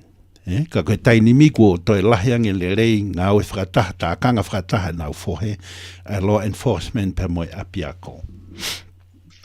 Ka koe mea kona maari e vahe ai pureaka koe nina ne pehe. Kai ke umao ai koe paloparema a kuia, koe kau tamakotoa pe unau whae pooling, hanga he kaureka pooling sia ia tā e kau pooling. Os whanonga he mea kona. Koia. Peherewa he toko taha ia koe ni neongo o kukovi e nau hanga tae pooling ka une whenga ni ke a koi ki nau tolu ke oa te nau wala ki ana ke kau pooling kai o mai ki nau tolu escort ki nau tolu ki he ofisi. Ka koe palopare ma lahi whaka uri aini a mea koe pooling pea koe ai e whaahinga ni neongo peko nau alo motua nau ki manatu e nau tolu a kau whaiako pe koha kau pooling na nau pooling ki nau tolu pea nau whaau mai nau tōl whai e whainga urunganga koe nu hange koe mea go hoko i Texasi. Si more ai, si whanau pere, a ngahi mātua. Kai ke te lava o whakau kau, a whainga whakau kau o ku hau kia teki nau tolu si more e nau whanau. Whaka ofa, a whainga mea koe ni. Kai tuka te taimi ka koe, toi pēta ki i miniti mahalo e ono, malo. Koia. Malo. Wha malo to ke tāko hi koe penga maari ko toi o mai. Pea, na osi tala noa to tono au pea moe fine eiki. Ko fine eiko ni na ane whai ako pule ia i high school. I ngahi tau ia ko retired ia. Ka koe ne pehe. Na e haa mau pehe ka uri o whata e kau Mexican, ai ko whanau te, mōri pe i ako. Pena nau friendly, mo ta mai tonga, mo kau hamoa. Hanga ki nau tolu, pa nai hoko apito e kau polisia ia. Ko futo kon lahi apito ki ai, pa mo kau whai ako, i hono tau kiki, ai kau tau pehe kau whakamamahi kon koi ai ke nau whakawau i high school. Ka ko was whanotono i he whineiki, she's a retired pule ako tō taha whineiki palanko ni. Kai ke he tō tā o ku ato e whamalo ko hiko whangamale kun ko ma e whiwhini. Pea Hawaii pa mo hamata pule mau whamalo atu. Ko hiko mo mea mai ke tō whatongi ai kas koe ni. Ko ilo i ku wawe pe tata almai ai tau taimi. Ka koe alen ke tō mui e polo kalama ato e whamalo ma ko whamoimoi at pe. Ka pana tō whohe i he tō whatongi ai whiwhini nei kai ke te unga maho mo mea mai. Ma ko le pe mua ke ku whanga at pe he tala malo e whonoa pa mo e lotu. O ato e whamalo lahi ka te koto ke tā. Ko hinga pa mo whapapa atu ko ho tokoni mai o pou. I he polo kalama ko ia tā kanga e nau pohe. Ko pau ke tū whataha mātua. Kai pehe ke he te ki tamasi i. Ka maa whoki. Ai kau whai ako i hono whenga ke whakalakalaka e tūnga nau ako ki he kahau. Pea ko ofalahi atu ko esta teila maasima mai. Paho a whapapa lahi atu malo o pito. Iyo. Malo o pito ho eki mo e hamta pule ho mo tu taimi ka mo e mai ki whaena. Pea koe tau mu aia ne whai ki ai wahe i ahoni. Koe safety ko ia o e whanau. Pea koe safety o e whanau ko pau mau pege tau ngau e whakataha. Aki tau tolu mātua mo e tau whanau. Kau whai ako, kau pule ako. Mo e law enforcement ko ia i ngai wheituku. Toa peo ke me ai pe whakapae ai. Pea i he tau ngau e whakataha, e tau ngahi whohe, e laka ki mua ai waka ko ia o e safety, waka o e malu o e whanau, ka e tau te whito ki e ngahi a usia le rei a e whanau. Ko e lawa ia e proklama me he piwa i u Provo Substation ko ia ai paenga o e wake tariflau, i he aho whakakoloa ko e ni. Whakawhi ati ki mō tōlu ki mō mea katoa atpe ki he main station ko ia e paenga i wā ke tariflau. Me San Francisco, California, tai tari mai mia Sion Tualau Makaheri, Emily Tofu Makaheri, mo ani ihi kehe te nau whaihanga i pōkalama maki mō tōlu. Pea kaheri, ai ngai hoa ko ia mo e main station ko ia e paenga, whokia lewa ki he substation ko ia i Honolulu, Hawaii, Siwaki riwai, ka mafus riwai, muhani kehe te nau whaihanga i pōkalama maki mō tōlu. Pea e waweni mai pe osi ko ia ai pōkalama Hawaii, whokia lewa ki substation ko ia ai paenga, ai e fuatu i nukala whatonga. Pea kahiri ia, koe lawa ia ai hoa e wawha, ai whai pōkalama ai paenga, ai wāke tariflau ma au, moho whamiri, ka mafo ke kainga katoa pe i ngai whamawaka o ko ia o kumu me ai. Whamalo ke teki motou ne kau mai ke ulaki polokalama ai wafa talamasani pia moe wahe na whae Dr. Namea Aloha ki he medical school polokalama Honoua Dr. Kingilangi pia moe pelula ki mama o pia polokalama wha o CN tākanga nau whohea mea Esther Taylor Maire ka mafo ke hoa hiki fo o Maire. Kau awhapalu, wahoko atu ai polokalama stream live atu pia me Utah. Ka koe lawa ia polokalama ki e whiawhinu, ka mo mea.